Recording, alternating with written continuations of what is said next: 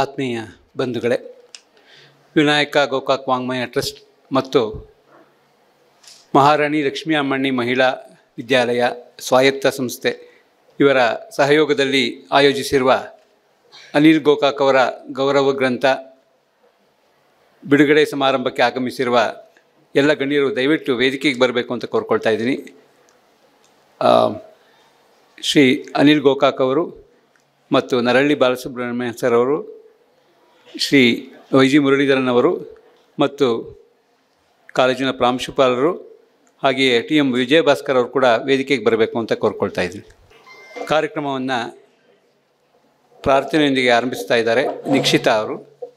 ನಮೋ ಶಾರದಾ ನಮೋ ಶಾರದಾ ನಮೋ ಶಾರದಾ ಮಾತಾ, ನಮೋ ಶಾರದಾ ನಮೋ ಶಾರದಾ ನಮೋ ಶಾರದಾ ಮಾತಾ, ನಮೋ ಶಾರದಾ ಮಾತಾ, ನಮೋ ಶಾರದಾ ಮಾತಾ. ಹೇ ವಿದ್ಯಾ ಬುದ್ಧಿ ಪ್ರದಾಯಿನಿ, ಹೇ ವಿದ್ಯಾ ಬುದ್ಧಿ ಪ್ರದಾಯಿನಿ, ಮಾ ವೀಣಾ ಪುಸ್ತಕಧಾರಿಣಿ, ಮಾ ವೀಣಾ ಪುಸ್ತಕಧಾರಿಣಿ, ಭವಭಂಜನಿ ಮನೋರಂಜನಿ ಶಾರದಾ ಮಾತಾ, ಭವಭಂಜನಿ ಮನೋರಂಜನಿ ಶಾರದಾ ಮಾತಾ. ನಮೋ ಶಾರದಾ ನಮೋ ಶಾರದಾ ನಮೋ ಶಾರದಾ ಮಾತಾ, ನಮೋ ಶಾರದಾ ನಮೋ ಶಾರದಾ ನಮೋ ಶಾರದಾ ಮಾತಾ, ನಮೋ ಶಾರದಾ ಮಾತಾ, ನಮೋ ಶಾರದಾ ಮಾತಾ. ಹೇ ವಿದ್ಯಾ ಬುದ್ಧಿ ಪ್ರದಾಯಿನಿ, ಹೇ ವಿದ್ಯಾ ಬುದ್ಧಿ ಪ್ರದಾಯಿನಿ, ಮಾ ವೀಣಾ ಪುಸ್ತಕಧಾರಿಣಿ, ಮಾ ವೀಣಾ ಪುಸ್ತಕಧಾರಿಣಿ, ಭವಭಂಜನಿ ಮನೋರಂಜನಿ ಶಾರದಾ ಮಾತಾ. Thank you. ನಿಕ್ಷಿತಾ ಅವರಿಗೆ ಧನ್ಯವಾದಗಳು. ಕನ್ನಡ ಬಂಧುಗಳೇ, ವಿನಾಯಕ ಗೋಕಾಕ್ ವಾಂಗ್ಮಯ ಟ್ರಸ್ಟ್ 48 ವರ್ಷಗಳಿಂದ ವಿವಿಧ ಸಾಂಸ್ಕೃತಿಕ ಮತ್ತು ಶೈಕ್ಷಣಿಕ ಕೆಲಸಗಳಲ್ಲಿ ನಿರಂತರವಾಗಿ ತೊಡಗಿಸಿರುವಂಥ ಒಂದು ಸಂಸ್ಥೆ. ಈ ಸಂಸ್ಥೆಯನ್ನು ಆರಂಭಿಸಿದ್ದು ವಿಕ್ರು ಗೋಕಾಕ್ ಅವರಿಗೆ, ಅಂದರೆ ಜ್ಞಾನಪೀಠ ಪ್ರಶಸ್ತಿ ವಿಜೇತ ಲೇಖಕರಾದಂತಹ ಮತ್ತು ಉತ್ತಮ ಆಡಳಿತಗಾರರು ಆಗಿದ್ದಂತಹ ವಿನಾಯಕ್ ಕೃಷ್ಣ ಗೋಕಾಕ್ ಅವರ 60ನೇ ಹುಟ್ಟುಹಬ್ಬವನ್ನು ಆಚರಿಸಿದಾಗ ಆ ನಂತರ ಕೂಡ ಈ ಚಟುವಟಿಕೆಗಳು ಮುಂದುವರಿಬೇಕು ಅನ್ನೋವಂಥ ವಿಶ್ವಾಸದಲ್ಲಿ, ಆಶಯದಲ್ಲಿ ರಾಮಕೃಷ್ಣ ಹೆಗಡೆಯವರು ಈ ಟ್ರಸ್ಟಿನ ರೂಪವನ್ನು ಕೊಟ್ಟರು. ಆನಂತರ ನಿರಂತರವಾಗಿ ಈ ಟ್ರಸ್ಟು ಕೆಲವು ಕಾಲ ಸ್ತಬ್ಧವಾಗಿದ್ದರೂ ಕೂಡ ನಡ್ಕೊಂಡು ಬಂದಿದೆ. ನಮ್ಮ ನರಹಳ್ಳಿ ಸರ್ ಅಧ್ಯಕ್ಷರಾದ ಮೇಲೆ ಅನೇಕ ಸಾಂಸ್ಕೃತಿಕ ಚಟುವಟಿಕೆಗಳನ್ನು ವಿದ್ಯಾರ್ಥಿಗಳಿಗೆ, ಅದು ಯುವ ಮನಸ್ಸುಗಳಿಗೆ ತಗೊಂಡು ಹೋಗಬೇಕು ಅನ್ನೋವಂಥ ಉದ್ದೇಶದಿಂದ ಬೇರೆ ಬೇರೆ ಕಾಲೇಜುಗಳಲ್ಲಿ ಈ ಥರದ ಕಾರ್ಯಕ್ರಮಗಳನ್ನು ಹಮ್ಮಿಕೊಳ್ತಾ ಇದ್ದೀವಿ. ಈ ಕಾರ್ಯಕ್ರಮವನ್ನು ಹೀಗೆ ಮಾಡಬೇಕು ಅಂತ ನಾವು ಅನ್ನದಾನೇಶ್ ಅವರು ಕೇಳ್ಕೊಂಡಾಗ ಖಂಡಿತ ಮಾಡೋಣ ಸರ್, ನಮಗೆ ಅಭಿನವ ಆಗಲಿ ಗೋಕಾಕ್ ಟ್ರಸ್ಟ್ ಆಗಲಿ ಹಳೆಯ ಪರಿಚಯ, ಹೀಗಾಗಿ ಈ ಕಾರ್ಯಕ್ರಮವನ್ನು ಮಾಡೋಣ ಅಂತೇಳಿ ಎಲ್ಲ ವ್ಯವಸ್ಥೆಯನ್ನು ಮಾಡಿದ್ದಾರೆ. ಅವರಿಗೆ ನಾನು ನಮ್ಮ ಟ್ರಸ್ಟಿನ ಪರವಾಗಿ ಹೃತ್ಪೂರ್ವಕವಾದಂಥ ಧನ್ಯವಾದಗಳನ್ನು ಅರ್ಪಿಸಿ, ನೀವೆಲ್ಲರೂ ಕೂಡ ಈ ಕಾರ್ಯಕ್ರಮಕ್ಕೆ ಆಗಮಿಸಿರುವ ಎಲ್ಲ ಗಣ್ಯರನ್ನು ಸ್ವಾಗತಿಸಬೇಕು ಅಂತ ಶ್ರೀ ಅನ್ನದಾನೇಶ್ ಅವರನ್ನು ಕೋರ್ಕೊಳ್ತಾ ಇದ್ದೀನಿ. ಈ ಸಂಸ್ಥೆಯ ಆಡಳಿತಾಧಿಕಾರಿಗಳು, ಮಹಾರಾಣಿ ಲಕ್ಷ್ಮೀ ಅಮ್ಮಣ್ಣಿ ಕಾಲೇಜು ಮಹಾವಿದ್ಯಾಲಯ ಬೆಂಗಳೂರು. ಮಹಾರಾಣಿ ಲಕ್ಷ್ಮೀ ಅಮ್ಮಣ್ಣಿ ಮಹಿಳಾ ವಿದ್ಯಾಲಯ 1972ನೇ ಇಸ್ವಿನಲ್ಲಿ ವುಮೆನ್ ಎಜುಕೇಷನ್ ಅನ್ನೋ ಒಂದು ಉದ್ದೇಶದಿಂದ ಆರಂಭವಾಗಿತ್ತು. ಯಾಕೆ ಈ ಪದ ಮೊದಲು ನಾನು ತಗೊಂಡೆ ಅಂತಂದರೆ, ನಮ್ಮ ಇವತ್ತಿನ ಪುಸ್ತಕದ ಬಹಳ ಮುಖ್ಯವಾದ ಒಂದು ಶೀರ್ಷಿಕೆ ಏನಪ್ಪ ಅಂದರೆ, ಆಧುನಿಕ ಭಾರತದ ರೂವಾರಿಗಳು ಅಂತ 10 ಜನ IAS ಆಫೀಸರ್ಸ್ನ ಕುರಿತಾದಂಥ ಸಂಕ್ಷಿಪ್ತ ಪರಿಚಯವನ್ನು ನೀಡ್ತಾ ನಮ್ಮ ಅನಿಲ್ ಗೋಕಾಕ್ ಅವರಿಗೆ ಅಭಿನಂದನಾ ಗ್ರಂಥವನ್ನಾಗಿ ರೂಪಿಸಿರುವಂಥದ್ದು. ಒಂದು ತಲೆಮಾರು ರೂಪಿಸಿರುವ ತಲೆಮಾರು ಅಲ್ಲಿದೆ, ಭಾರತವನ್ನು ರೂಪಿಸಬೇಕಾಗಿರುವಂಥ ತಲೆಮಾರು ನಮ್ಮ ಎದುರುಗಡೆ ಇದೆ. ಹಾಗಾಗಿ ನಿಮಗೆ ಈ ಅಮ್ಮಣ್ಣಿ ಕಾಲೇಜು ಹೆಸರನ್ನು ನಾನು ಮೊದಲೇ ಹೇಳಿದ್ದು ವುಮನ್ ಎಂಪವರ್ಮೆಂಟ್ ಅನ್ನುವಂಥದ್ದು ಇವತ್ತಿನ ಹೊಸ ಟೈಟಲ್. ಅವತ್ತು ವುಮನ್ ಎಜುಕೇಷನ್ ಇತ್ತು, ಇವತ್ತು ಎಂಪವರ್ಮೆಂಟ್ ಅಂತ ನಾವು ಅದನ್ನು ಬದಲಾಯಿಸ್ಕೊಂಡಿದ್ದೀವಿ. ವೇದಿಕೆಯ ಮೇಲೆ ಉಪಸ್ಥಿತರಿರುವ ನನ್ನ ವಿದ್ಯಾಗುರುಗಳು ಆದಂಥ MA ಓದ್ತಿರುವ ಸಂದರ್ಭದಲ್ಲಿ ಡಾಕ್ಟರ್ ನರಹಳ್ಳಿ ಬಾಲಸುಬ್ರಹ್ಮಣ್ಯಂ ಅವರೇ, ಅವರಿವಾಗ ಅಧ್ಯಕ್ಷರು ವಿನಾಯಕ ಗೋಕಾಕ್ ವಾಂಗ್ಮಯ ಟ್ರಸ್ಟ್ಗೆ, ಕನ್ನಡದ ಶ್ರೇಷ್ಠ ವಿಮರ್ಶಕರು ಕೂಡ ಹಾಗೂ ಅದ್ಭುತವಾದಂಥ ವಾಗ್ಮಿಗಳು. ಹೆಚ್ಚು ಹೇಳಲ್ಲ, ಅವ್ರ ಬಗ್ಗೆ ನಿಮಗೆ ಈಗ ಆಲ್ರೆಡಿ ಗೊತ್ತಿದೆ. ಸರ್ನ ಹಲವಾರು ಪುಸ್ತಕಗಳು ನಮ್ಮ ಕಾಲೇಜಿನ ಲೈಬ್ರರಿನಲ್ಲೂ ಕೂಡ ಇದೆ, ನೀವು ತಗೊಂಡು ಓದಬೇಕು ಅಷ್ಟೆ. ನುಡಿ ಗೌರವವನ್ನು ಇಲ್ಲಿ ಆಡೋದಕ್ಕೆ ಬಂದಿರುವಂತಹ ಇನ್ನೊಬ್ಬ ಶ್ರೇಷ್ಠ IAS ಆಫೀಸರ್ ಆಗಿರುವಂಥ ಶ್ರೀ TM ವಿಜಯ ಭಾಸ್ಕರ್ ಸರ್ ಅವರೇ, ಇವತ್ತಿನ ಈ ಕಾರ್ಯಕ್ರಮದ ಮುಖ್ಯ ರೂವಾರಿ ಆಗಿರುವಂಥ ಶ್ರೀ ಅನಿಲ್ ಗೋಕಾಕ್ ಅವರೇ, ಅವರು ಕೂಡ ನಿವೃತ್ತ IAS ಆಫೀಸರ್ ಅವರು, ಭಾರತೀಯ ಆಡಳಿತ ಸೇವೆಯಲ್ಲಿ ಇದ್ದಂಥವರು, ಆಧುನಿಕ ಭಾರತದ ರೂವಾರಿಗಳಲ್ಲಿ ಅವರೂ ಕೂಡ ಒಬ್ಬರು. ಈ ಪುಸ್ತಕವನ್ನು ಬರೆದಿರುವಂತಹ ಶ್ರೀ YG ಮುರಳೀಧರನ್ ಅವರು, ಇವರು ಗ್ರಾಹಕ ಚಳವಳಿಯ ನೇತಾರರು ಮತ್ತು ಇವತ್ತಿನ ಈ ಕಾರ್ಯಕ್ರಮಕ್ಕೆ ಬರಬೇಕಾಗಿದ್ದಂತಹ ನಮ್ಮ ಕಾಲೇಜಿನ ಮ್ಯಾನೇಜಿಂಗ್ ಟ್ರಸ್ಟಿ, ನಿವೃತ್ತ IAS ಆಫೀಸರ್ ಆಗಿದ್ದಂಥ ಶ್ರೀಯುತ K ಜಯರಾಜ್ ಸರ್ ಅವ್ರು ಬರಬೇಕಾಗಿತ್ತು, ಅವರು ಬಂದಿಲ್ಲ. ಅವರ ಅನುಪಸ್ಥಿತಿಯಲ್ಲಿ ಅವರನ್ನು ಸ್ವಾಗತ ಕೋರ್ತಾ ಇದ್ದೀನಿ. ಮತ್ತು ಈ ಕಾಲೇಜಿನ ಪ್ರಾಂಶುಪಾಲರಾಗಿರುವಂತಹ ಎಲ್ಲ ರೀತಿಯ ಕಾರ್ಯಕ್ರಮಗಳಿಗೂ ಸಹಕಾರ ಕೊಡ್ತಾ ಬಂದಿರುವಂತಹ ಡಾಕ್ಟರ್ ನಾಗಲಕ್ಷ್ಮಿ BN ಅವರು ಸ್ವಾಗತಿಸ್ತಾ ಇದ್ದೀನಿ. ಮತ್ತು ಎಲ್ಲ ಕಾರ್ಯಕ್ರಮಗಳನ್ನು ಭಾಳ ಅಚ್ಚುಕಟ್ಟಾಗಿ ಮಾಡಿರುವಂಥ ಕನ್ನಡ ವಿಭಾಗದ ಮುಖ್ಯಸ್ಥರಾದಂಥ ಡಾಕ್ಟರ್ KV ರಮಾನಂದ್ ಅವರು, ನಾನು ರಮಾನಂದ್ ಇಬ್ಬರು ಕೂಡ ನರಹಳ್ಳಿ ಬಾಲಸುಬ್ರಹ್ಮಣ್ಯ ಅವರ ಶಿಷ್ಯರು. ಬಹಳ ಮುಖ್ಯವಾಗಿ ನಾವೆಲ್ಲ ನಮ್ಮ ಲೈಬ್ರರಿಗೆ ಹೋದರೆ ಅಭಿನವ ಪ್ರಕಾಶನ ಅನ್ನುವ ಪುಸ್ತಕಗಳನ್ನು ನೋಡಿಯೇ ಇರ್ತೀವಿ ಓದಿರುವಂಥ ವಿದ್ಯಾರ್ಥಿಗಳು. ಆ ಪ್ರಕಾಶನದ ಕರ್ತೃ ಆಗಿರುವಂಥ ರವಿಕುಮಾರ್ ಅವರೇ, ಅವ್ರಿಗೂ ಕೂಡ ಈ ಕಾರ್ಯಕ್ರಮಕ್ಕೆ ಆತ್ಮೀಯವಾದಂತಹ ಸ್ವಾಗತವನ್ನು ನಾನು ಬಯಸ್ತಾ ಇದ್ದೀನಿ. ನನಗೆ ಮುಖ್ಯವಾಗಿ 2-3 ಮಾತುಗಳನ್ನು ಹೇಳಲ್ಲ, ಹೆಚ್ಚು ಹೇಳ್ತೀನಿ. ಹೆಚ್ಚು ಮಾತುಗಳನ್ನ ಯಾಕೆ ಹೇಳೋದಿಲ್ಲ ಅಂತಂದರೆ, ನನಗಿಂತ ಹಿರಿಯರು ಇಲ್ಲಿ ಸ್ಟೇಜಲ್ಲಿ ಇರೋದ್ರಿಂದ, ಆಡಳಿತದಲ್ಲಿ ಅನುಭವ ಇರೋದ್ರಿಂದ ಅವರ ಮಾತುಗಳನ್ನು ಕೇಳಿಸ್ಕೋಬೇಕು ಅನ್ನೋದು ನನ್ನ ಮುಖ್ಯವಾದ ಉದ್ದೇಶ. ನಾನು 25 ವರ್ಷಗಳ ಕಾಲ ಟೀಚಿಂಗ್ ಮಾಡಿ ಈಗೊಂದು 21ನೇ ಇಸ್ವಿನಲ್ಲಿ ಆಡಳಿತಕ್ಕೆ ಅಂತ ಬಂದಾಗ ಅಕ್ಷರಶಃ ನನಗೆ ಕಾಡಿನಲ್ಲಿ, ಅದು ಕತ್ತಲೆಯ ರಾತ್ರಿಯಲ್ಲಿ ಕಪ್ಪು ಬಣ್ಣದ ಪಟ್ಟಿಯನ್ನು ಕಟ್ಟಿ ಕಾಡಿಗೆ ಬಿಟ್ಟಂಗಾಗಿದ್ದು ನಿಜವಾಗಿಯೂ ಸತ್ಯ. ಏನೇನೂ ಗೊತ್ತಿಲ್ಲದ ಆಡಳಿತದಲ್ಲಿ ಹಸ್ಗೂಸಾಗಿದ್ದೆ. ಆದರೆ ಇವತ್ತು ನಮ್ಮ ಕಾಲೇಜಲ್ಲಿ ಒಂದು ಫ್ಯಾಕಲ್ಟಿ ಡೆವಲಪ್ಮೆಂಟ್ ಪ್ರೋಗ್ರಾಮ್ ನಡೀತಾ ಇದೆ ನಾನ್ ಟೀಚಿಂಗ್ ಸ್ಟಾಫ್ಗೆ. ಅದು ಎಷ್ಟು ಇಂಪಾರ್ಟೆಂಟ್ ಅನ್ನೋದು ಕೂಡ ನನಗೆ ಆ ಸಂದರ್ಭದಲ್ಲಿ ಬಂದಾಗ ಕೂಡ ಅರ್ಥವಾಗಿ ಹೋಯಿತು. ಸುಮಾರಷ್ಟು ಪ್ರೋಗ್ರಾಮ್ಗಳನ್ನು ಮಾಡಿದ್ವಿ. ಯಾಕೆ ಈ ಮಾತು ಹೇಳ್ತಿದ್ದೀನಿ ಅಂತಂದರೆ, ಆಡಳಿತ ಅಡ್ಮಿನಿಸ್ಟ್ರೇಷನ್ ಅನ್ನುವಂಥದ್ದು ಬಹಳ ಬಹಳ ಮುಖ್ಯವಾಗಿರುವಂಥದ್ದು. ಯಾವುದೇ ಒಂದು ದೇಶದಲ್ಲಿ ಆ ದೇಶದ ಕಲ್ಚರ್ ಎಷ್ಟು ಮುಖ್ಯನೋ, ಸಂಸ್ಕೃತಿ ಎಷ್ಟು ಮುಖ್ಯನೋ, ಹಾಗೆಯೇ ಆಡಳಿತನೂ ಕೂಡ ಬಹಳ ಮುಖ್ಯವಾಗಿರುವಂಥದ್ದು. ಯಾಕಂದರೆ ಯಾವುದೇ ಒಂದು ವ್ಯವಸ್ಥಿತವಾಗಿ ನಡಿಬೇಕು ಅಂತಂದರೆ, ಈ ಪುಸ್ತಕದ ಮುನ್ನುಡಿಯಲ್ಲಿ ಒಂದು ಸಾಮತಿ ಇದೆ, ಒಂದು ಕತೆ ಇದೆ. ಆ ಕಥೆಯಲ್ಲಿ ಸರ್ ಈಗಾಗಲೇ ಅಲ್ಲಿ ಮಾತಾಡ್ತಾ ಇರುವಾಗ ಒಂದು ಮಾತನ್ನು ಹೇಳಿದರು. ವಿಧಾನಸೌಧದಲ್ಲಿ ರೂಪಿತಗೊಳ್ಳುವಂತಹ ಕಾನೂನು ಮತ್ತು ಕಾಯ್ದೆಗಳು ಮತ್ತು ಬೇಕಾದಷ್ಟು ನೆರವುಗಳು ಸಾಮಾನ್ಯನಿಗೆ ತಲುಪುವಾಗ ಅದು ಮೊದಲನೇ ವ್ಯಕ್ತಿಯ ಕೈಯಲ್ಲಿಟ್ಟಂತಹ ಐಸ್ ಕ್ಯೂಬ್ ಅಥವಾ ಮಂಜುಗಡ್ಡೆ ಒಬ್ಬರ ಕೈಯಿಂದ ಹಸ್ತಾಂತರಗೊಳ್ತಾ ಕೊನೆಯ ವ್ಯಕ್ತಿಗೆ ಹೋಗುವಾಗ ಅದೊಂದು ಸ್ಮಾಲ್ ಪಾರ್ಟಿಕಲ್ ಆಗಿಬಿಟ್ಟಿರುತ್ತೆ.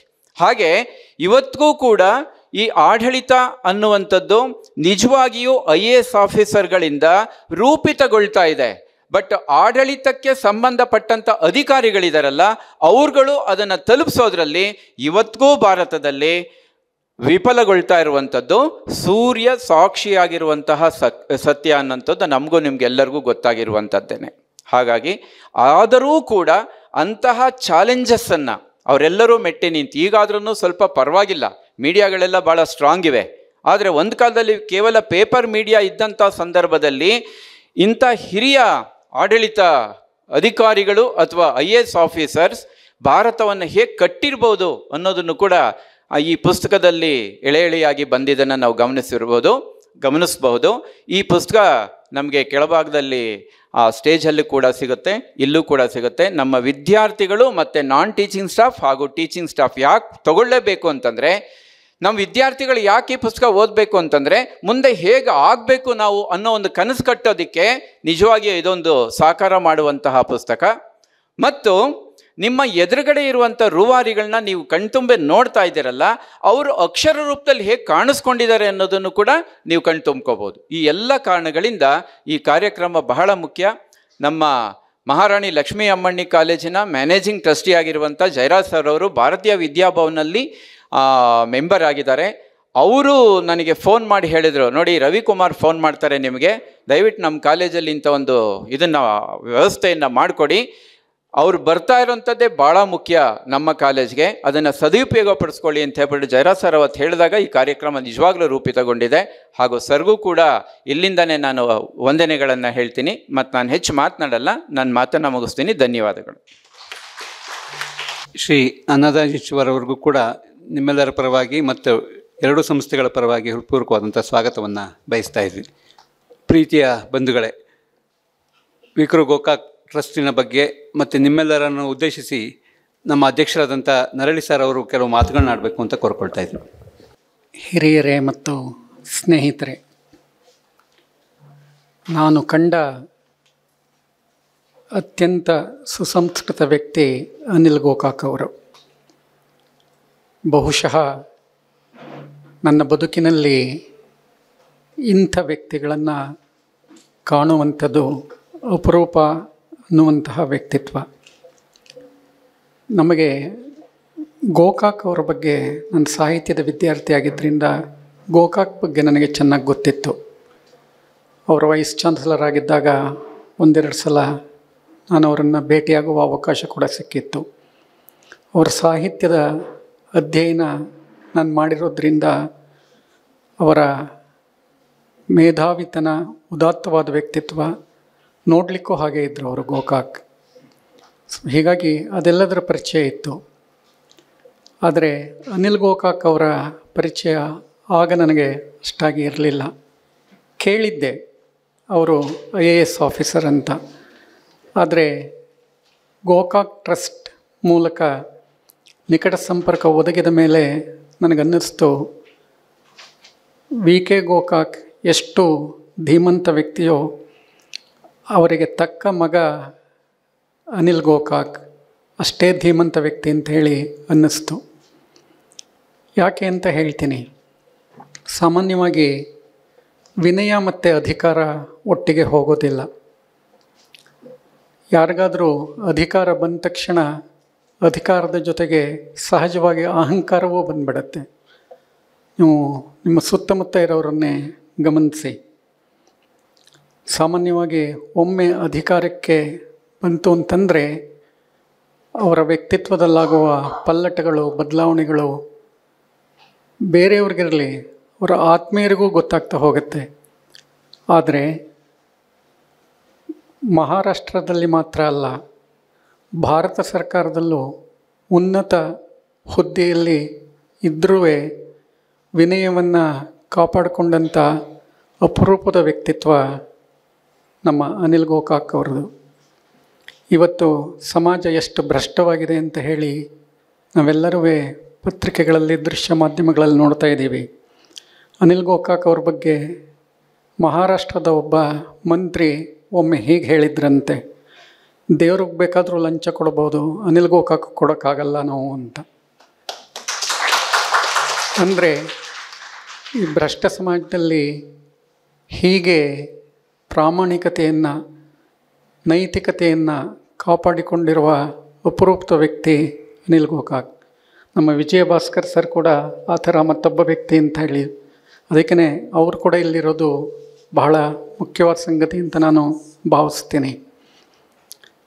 ಯಾಕೆ ಮಾತೆಲ್ಲ ಹೇಳ್ತೀನಿ ಅಂತಂದರೆ, ನಮ್ಮ ಅನ್ನದಾನೇಶ್ ಹೇಳ್ದಾಗೆ ಮುಂದೆ ಭವಿಷ್ಯವನ್ನು ರೂಪಿಸಬೇಕಾದ, ಭಾರತವನ್ನು ರೂಪಿಸಬೇಕಾದ ನಿಮಗೆ ನಾವು ಮಾದರಿಗಳನ್ನೇ ಕೊಡ್ತಾ ಇಲ್ಲ ಅಂತ ಹೇಳಿ. ನಮ್ಮ ಸಮೂಹ ಮಾಧ್ಯಮಗಳನ್ನು ನೋಡಿದರೆ ಕುಬ್ಜ ವ್ಯಕ್ತಿಗಳನ್ನು, ಭ್ರಷ್ಟರನ್ನು, ನೀಚರನ್ನು, ಕೊಲೆಗಾರರನ್ನು ನಾವು ಹೈಲೈಟ್ ಮಾಡ್ತಾ ಇರ್ತೀವಿ. ದಿನ ಬೆಳಗಾದರೆ ಅವ್ರ ಬಗ್ಗೆ ಸುದ್ದಿಯನ್ನು ಕೇಳ್ತಾ ಇರ್ತೀವಿ, ಮಾದರಿಗಳೇ ಇಲ್ಲ ಅಂತ. ಆದರೆ ಇಂಥವರು ನಮಗೆ ಮಾದರಿಗಳಾಗಬೇಕು. ಆದ್ದರಿಂದನೇ ಇಂಥವರ ಬಗ್ಗೆ ನಾವು ಹೆಚ್ಚೆಚ್ಚು ಮಾತನಾಡಲಿಕ್ಕೆ ಸಾಧ್ಯ ಆಗಬೇಕು. ಇಂಥವ್ರ ಬಗ್ಗೆ ನಾವು ಹೆಚ್ಚು ಜನರಿಗೆ ಇವರ ವಿಚಾರಗಳನ್ನು, ಇವರ ವ್ಯಕ್ತಿತ್ವವನ್ನು ಪರಿಚಯ ಮಾಡಬೇಕು. ಗೋಕಾಕ್ ಟ್ರಸ್ಟ್ ಅನಿಲ್ ಗೋಕಾಕ್ ಅವರಿಗೆ ಗೌರವವನ್ನು ಸಲ್ಲಿಸಬೇಕು ಅಂದಾಗ ನಾವು ಯೋಚನೆ ಮಾಡಿದ್ವಿ, ಒಂದು ಗೌರವ ಗ್ರಂಥ ಅಂತ. ಸಾಮಾನ್ಯವಾಗಿ ಅಭಿನಂದನಾ ಗ್ರಂಥ ಅಂದರೆ ಏನಾಗುತ್ತೆ ಅಂತಂದರೆ, ಆ ವ್ಯಕ್ತಿಯನ್ನು ಕುರಿತು ಹೊಗಳಿ ಬರೆಯುವಂಥದ್ದು. ಒಂದು 2-3 ಲೇಖನ ಓದ್ಬೋದೇನೋ, ಆದರೆ 10 ಪುಟ ಓದಿದ ಮೇಲೆ ಅದೇ ಮಾತುಗಳು ರಿಪೀಟ್ ಆಗ್ತಿರುತ್ತೆ. ಎಷ್ಟು ಅಂತ ಹೊಗಳಿಕೆ ಕೇಳೋದು. ಸೊ ಹೀಗಾಗಿ ಅವರ ವೈಯಕ್ತಿಕ ಬದುಕಿನ ಬಗೆಗಿನ ಹೊಗಳಿಕೆಗಿಂತ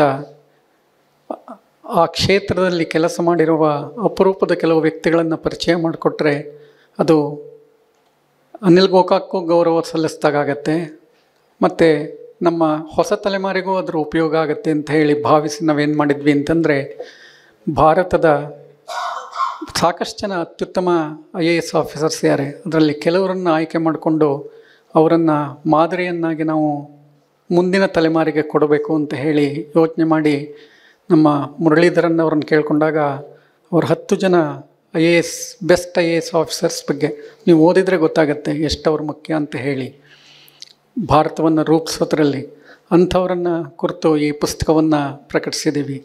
ಇದು ಒಂದು ರೀತಿ ರೆಫರೆನ್ಸ್ ಬುಕ್ ಕೂಡ ಹೌದು. ಅನೇಕ ಸಲ ಕನ್ನಡ ಸಾಹಿತ್ಯ ಅಂತನ್ನುವಾಗ ನಾವೇನು ಮಾಡ್ತೀವಿ ಅಂತಂದರೆ, ಕತೆ, ಕವನ, ಕಾದಂಬರಿ ಇತ್ಯಾದಿಗಳ ಬಗ್ಗೆನೇ ಯೋಚನೆ ಮಾಡ್ತೀವಿ. ಆದರೆ ಅದಕ್ಕಿಂತ ಭಿನ್ನವಾಗಿ ನಾವೇನು ಅಂದರೆ, ಕನ್ನಡವನ್ನು ಅನೇಕ ರೀತಿಯಲ್ಲಿ ಕಟ್ಟುವ ವ್ಯಕ್ತಿಗಳಿದ್ದಾರೆ, ಅವರೆಲ್ಲರ ಬಗ್ಗೆ ನಾವು ತಿಳಿಸ್ಕೊಡ್ಬೇಕು. ಅದು ಆಡಳಿತಾಧಿಕಾರಿಗಳಾಗಿರ್ಬೋದು, ವಿಜ್ಞಾನಿಗಳಾಗಿರ್ಬೋದು, ತಂತ್ರಜ್ಞಾನದ ವ್ಯಕ್ತಿಗಳಾಗಿರ್ಬೋದು, ಎಂಜಿನಿಯರ್ಸ್ ಆಗಿರ್ಬೋದು, ಡಾಕ್ಟರ್ಸ್ ಆಗಿರ್ಬೋದು, ಕರ್ನಾಟಕವನ್ನು ಕಟ್ಟುವ ಅನೇಕ ಪ್ರತಿಭಾವಂತ ವ್ಯಕ್ತಿಗಳಿದ್ದಾರೆ.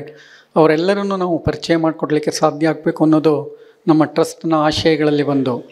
ಹೀಗಾಗಿ ಈ ಪುಸ್ತಕವನ್ನು ರೂಪಿಸಿದ್ವಿ. ಈ ಪುಸ್ತಕವನ್ನು ರೂಪಿಸುವಾಗ ಒಂದು ಘಟನೆ ನನಗೆ ನೆನಪಾಗತ್ತೆ.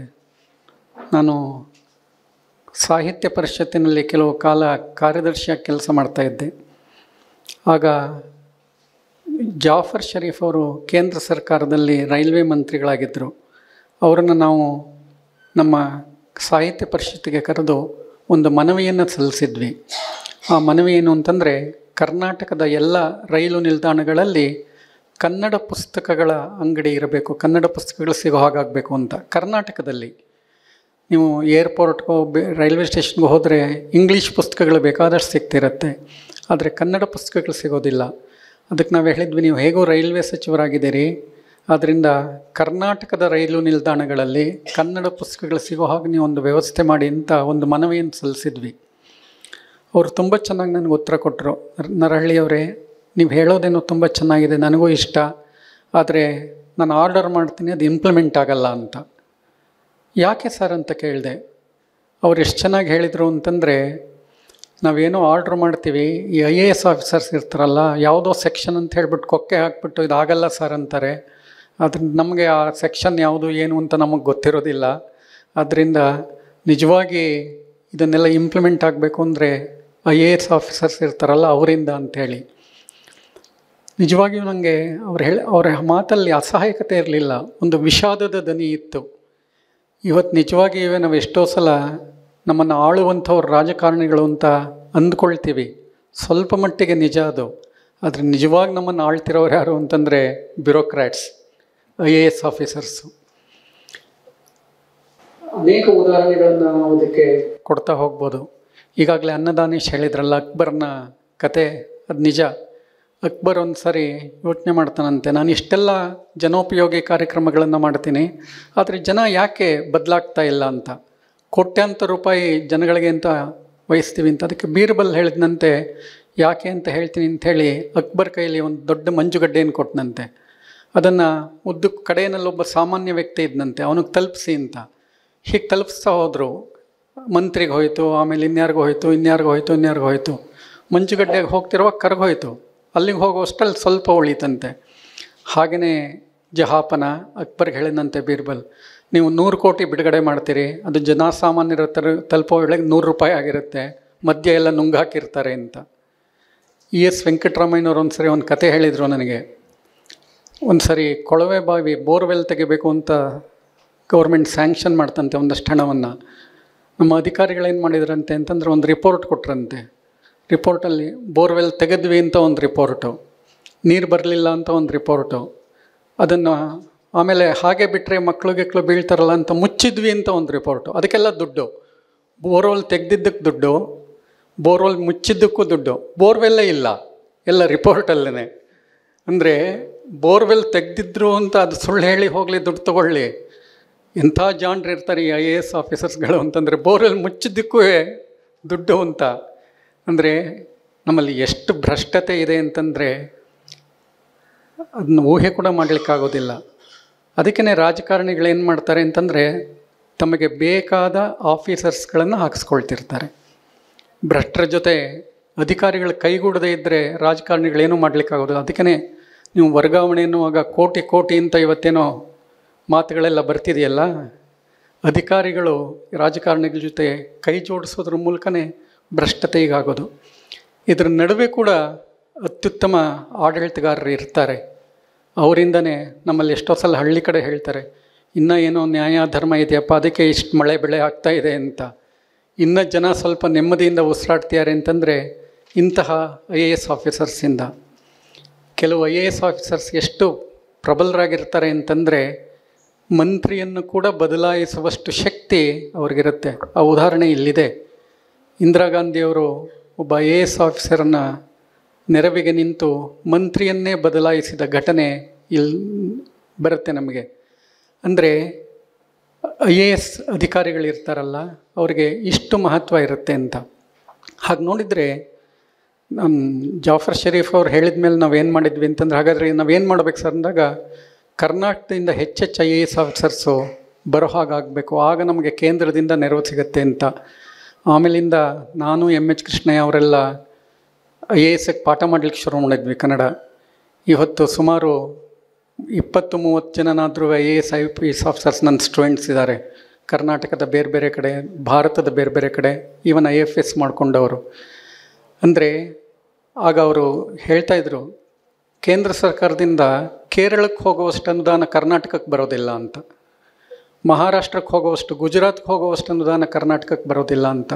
ಯಾಕೆಂದರೆ ಏನು ತಗೋಬೇಕು ಅಂತಲೇ ಎಷ್ಟೋ ಸಲ ಗೊತ್ತಿರೋದಿಲ್ಲ ಅಂತ ಹೇಳಿ.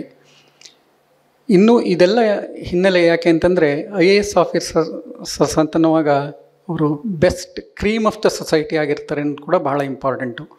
ನಮ್ಮಲ್ಲಿ ಈ ಹೊತ್ತುವೆ ನಮ್ಮ ಮಕ್ಕಳು ಅಪೇಕ್ಷೆ ಪಡೋದು, ಅದು ಎಂಜಿನಿಯರ್ಸ್ ಆಗಿರ್ಬೋದು, ಡಾಕ್ಟರ್ಸ್ ಆಗಿರ್ಬೋದು, BCom BSc ಯಾವುದೇ ಪದವಿ ಇರಲಿ, ಅವರೆಲ್ಲರ ಅಪೇಕ್ಷೆ ಏನು ಅಂತಂದರೆ UPSC ಎಕ್ಸಾಮ್ ತೊಗೋಬೇಕು, IAS IPS ಮಾಡಬೇಕು ಅಂತ.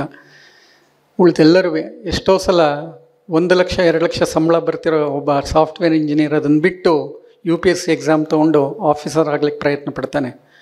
ಯಾಕೆಂದರೆ 2 ಕಾರಣಕ್ಕಾಗಿ. ಒಂದು ಪವರ್, ಇನ್ನೊಂದು ಪರ್ಕ್ಸ್. ಒಬ್ಬ IAS ಆಫೀಸರ್ಗಿರುವ ಪವರ್, ಒಬ್ಬ DC ಅಂತಂದರೆ ಇಡೀ ಜಿಲ್ಲೆ ಆತನ ಕೈಯಲ್ಲಿರುತ್ತೆ. ಒಬ್ಬ ಚೀಫ್ ಸೆಕ್ರೆಟರಿ ಅಂತಂದರೆ ಮುಖ್ಯಮಂತ್ರಿಯಷ್ಟೇ ಅಧಿಕಾರ ಮುಖ್ಯ ಕಾರ್ಯದರ್ಶಿಗೂ ಕೆಲವೊಮ್ಮೆ ಇರುತ್ತೆ ಅನ್ನೋದು ಬಹಳ ಮುಖ್ಯವಾದ ಸಂಗತಿ. ಇಷ್ಟು ಅಧಿಕಾರ ಇನ್ಯಾವ ವೃತ್ತಿಯಲ್ಲೂ ಇರೋದಿಲ್ಲ. ಅದಕ್ಕೆ ನಾನು ಎಷ್ಟೋ ಸಲ ಹೇಳಿದೆ, ಒಂದು ಕಾಲೇಜ್ ಪ್ರಿನ್ಸಿಪಾಲ್ ಆಗಿದ್ದೆ. ಹನುಮಂತಪ್ಪ ಬಾರಪ್ಪ ಅಂತ ನಮ್ಮ ಅಟೆಂಡರ್ನ ಕಂಡ್ರೆ ಬರ್ತೀನಿ ಸರ್ ಅಂತ ಹೋದವನು ಮತ್ತೆ ವಾಪಸ್ ಬರೋದೇ ಇಲ್ಲ, ಎಲ್ಲೋ ಹೊರಟೋಗಿರ್ತಾನೆ. ಆದರೆ ಒಬ್ಬ ಆಫೀಸರ್, ಒಬ್ಬ DC ಸುಮ್ಮನೆ ಕಣ್ಣು ಸನ್ನೆ ಮಾಡಿದರೆ ಸಾಕು, ಒಂದು ದೊಡ್ಡ ಬೆಟಾಲಿಯನ್ ಎದುರುಗಡೆ ನಿಂತಿರುತ್ತೆ ಅನ್ನೋದನ್ನ ನಾವು ಗಮನಿಸಬೇಕು. ಅಂದರೆ ಈ ಹುದ್ದೆಗೆ ಅಧಿಕಾರ ಮತ್ತು ಸಾಮಾಜಿಕ ಮನ್ನಣೆ ಎರಡೂ ಇದೆ. ಅದನ್ನು ಜನೋಪಯೋಗಿ ಕಾರ್ಯಕ್ಕೆ ಬೇಕಾದರೂ ಬಳಸ್ಕೋಬೋದು, ವಿನಾಶಕ್ಕಾದರೂ ಬಳಸ್ಕೋಬೋದು. ಮೋಹಿನಿ ಭಸ್ಮಾಸುರ ಇದ್ದ ಹಾಗೆ ಈ ಭಸ್ಮಾಸುರ ಆತ್ಮನಾಶ ಬೇಕಾದರೂ ಆಗ್ಬೋದು, ಬೇರೆಯವ್ರ ನಾಶ ಬೇಕಾದರೂ ಆಗಬಹುದು.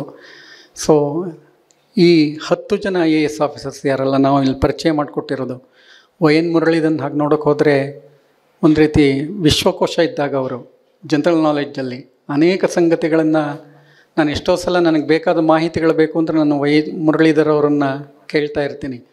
ಅವರು ಎಲ್ಲ ಸಂಗತಿಗಳ ಬಗ್ಗೆ ಅವ್ರಿಗೆ ಆಸಕ್ತಿ ಇದೆ, ತುಂಬ ಚೆನ್ನಾಗಿ ಪುಸ್ತಕವನ್ನು ಬರೆದಿದ್ದಾರೆ. ಅನಿಲ್ ಗೋಕಾಕ್ ಅವರಿಗೆ ನಾವು ಅರ್ಪಿಸಬಹುದಾದ ನಿಜವಾದ ಗೌರವ ಈ ಪುಸ್ತಕ ಅಂಥೇಳಿ ನಾನು ಭಾವಿಸಿದ್ದೀನಿ. ಅನ್ನದಾನೇಶ್ ಹೇಳಿದಾಗೆ ಇದು ನಮ್ಮ ಕೇವಲ ವಿದ್ಯಾರ್ಥಿಗಳು ಮಾತ್ರ ಅಲ್ಲ, ಅಧ್ಯಾಪಕರಿರ್ಬೋದು, ನಾನ್ ಟೀಚಿಂಗ್ ಇರ್ಬೋದು, ಎಲ್ಲರಿಗೂ ಉಪಯುಕ್ತವಾದದ್ದು. ಆಡಳಿತ ಹೇಗಿರಬೇಕು, ಆಡಳಿತ ಎಷ್ಟು ಮುಖ್ಯ ಅನ್ನೋದನ್ನ ಸೂಚಿಸಲಿಕ್ಕೆ. ಕಡೆಯದಾಗಿ ಒಂದು ಮಾತು, ಅನಿಲ್ ಗೋಕಾಕ್ ಜೊತೆ ಇರೋದು ತುಂಬ ಕಷ್ಟ. ಏಕೆಂದರೆ ತುಂಬ ಡಿಸಿಪ್ಲಿನ್ಡ್ ಆದ ವ್ಯಕ್ತಿ, ಒಂಚೂರು ಹೆಚ್ಚು ಕಡಿಮೆ ಆದರೂ ಬಿಡೋದಿಲ್ಲ. ಎಷ್ಟರ ಮಟ್ಟಿಗೆ ಅಂತಂದರೆ 50 ರೂಪಾಯಿ 24 ಪೈಸೆ ಅಂತಂದರೆ ಅವ್ರಿಗೆ 50 ರೂಪಾಯಿ 24 ಪೈಸೆನೇ. ಪರವಾಗಿಲ್ಲ ಸರ್ 24 ಪೈಸೆ 50 ರೂಪಾಯಿ ನಾವಂತಂದರೆ ಹಾಗಾಗೋದಿಲ್ಲ.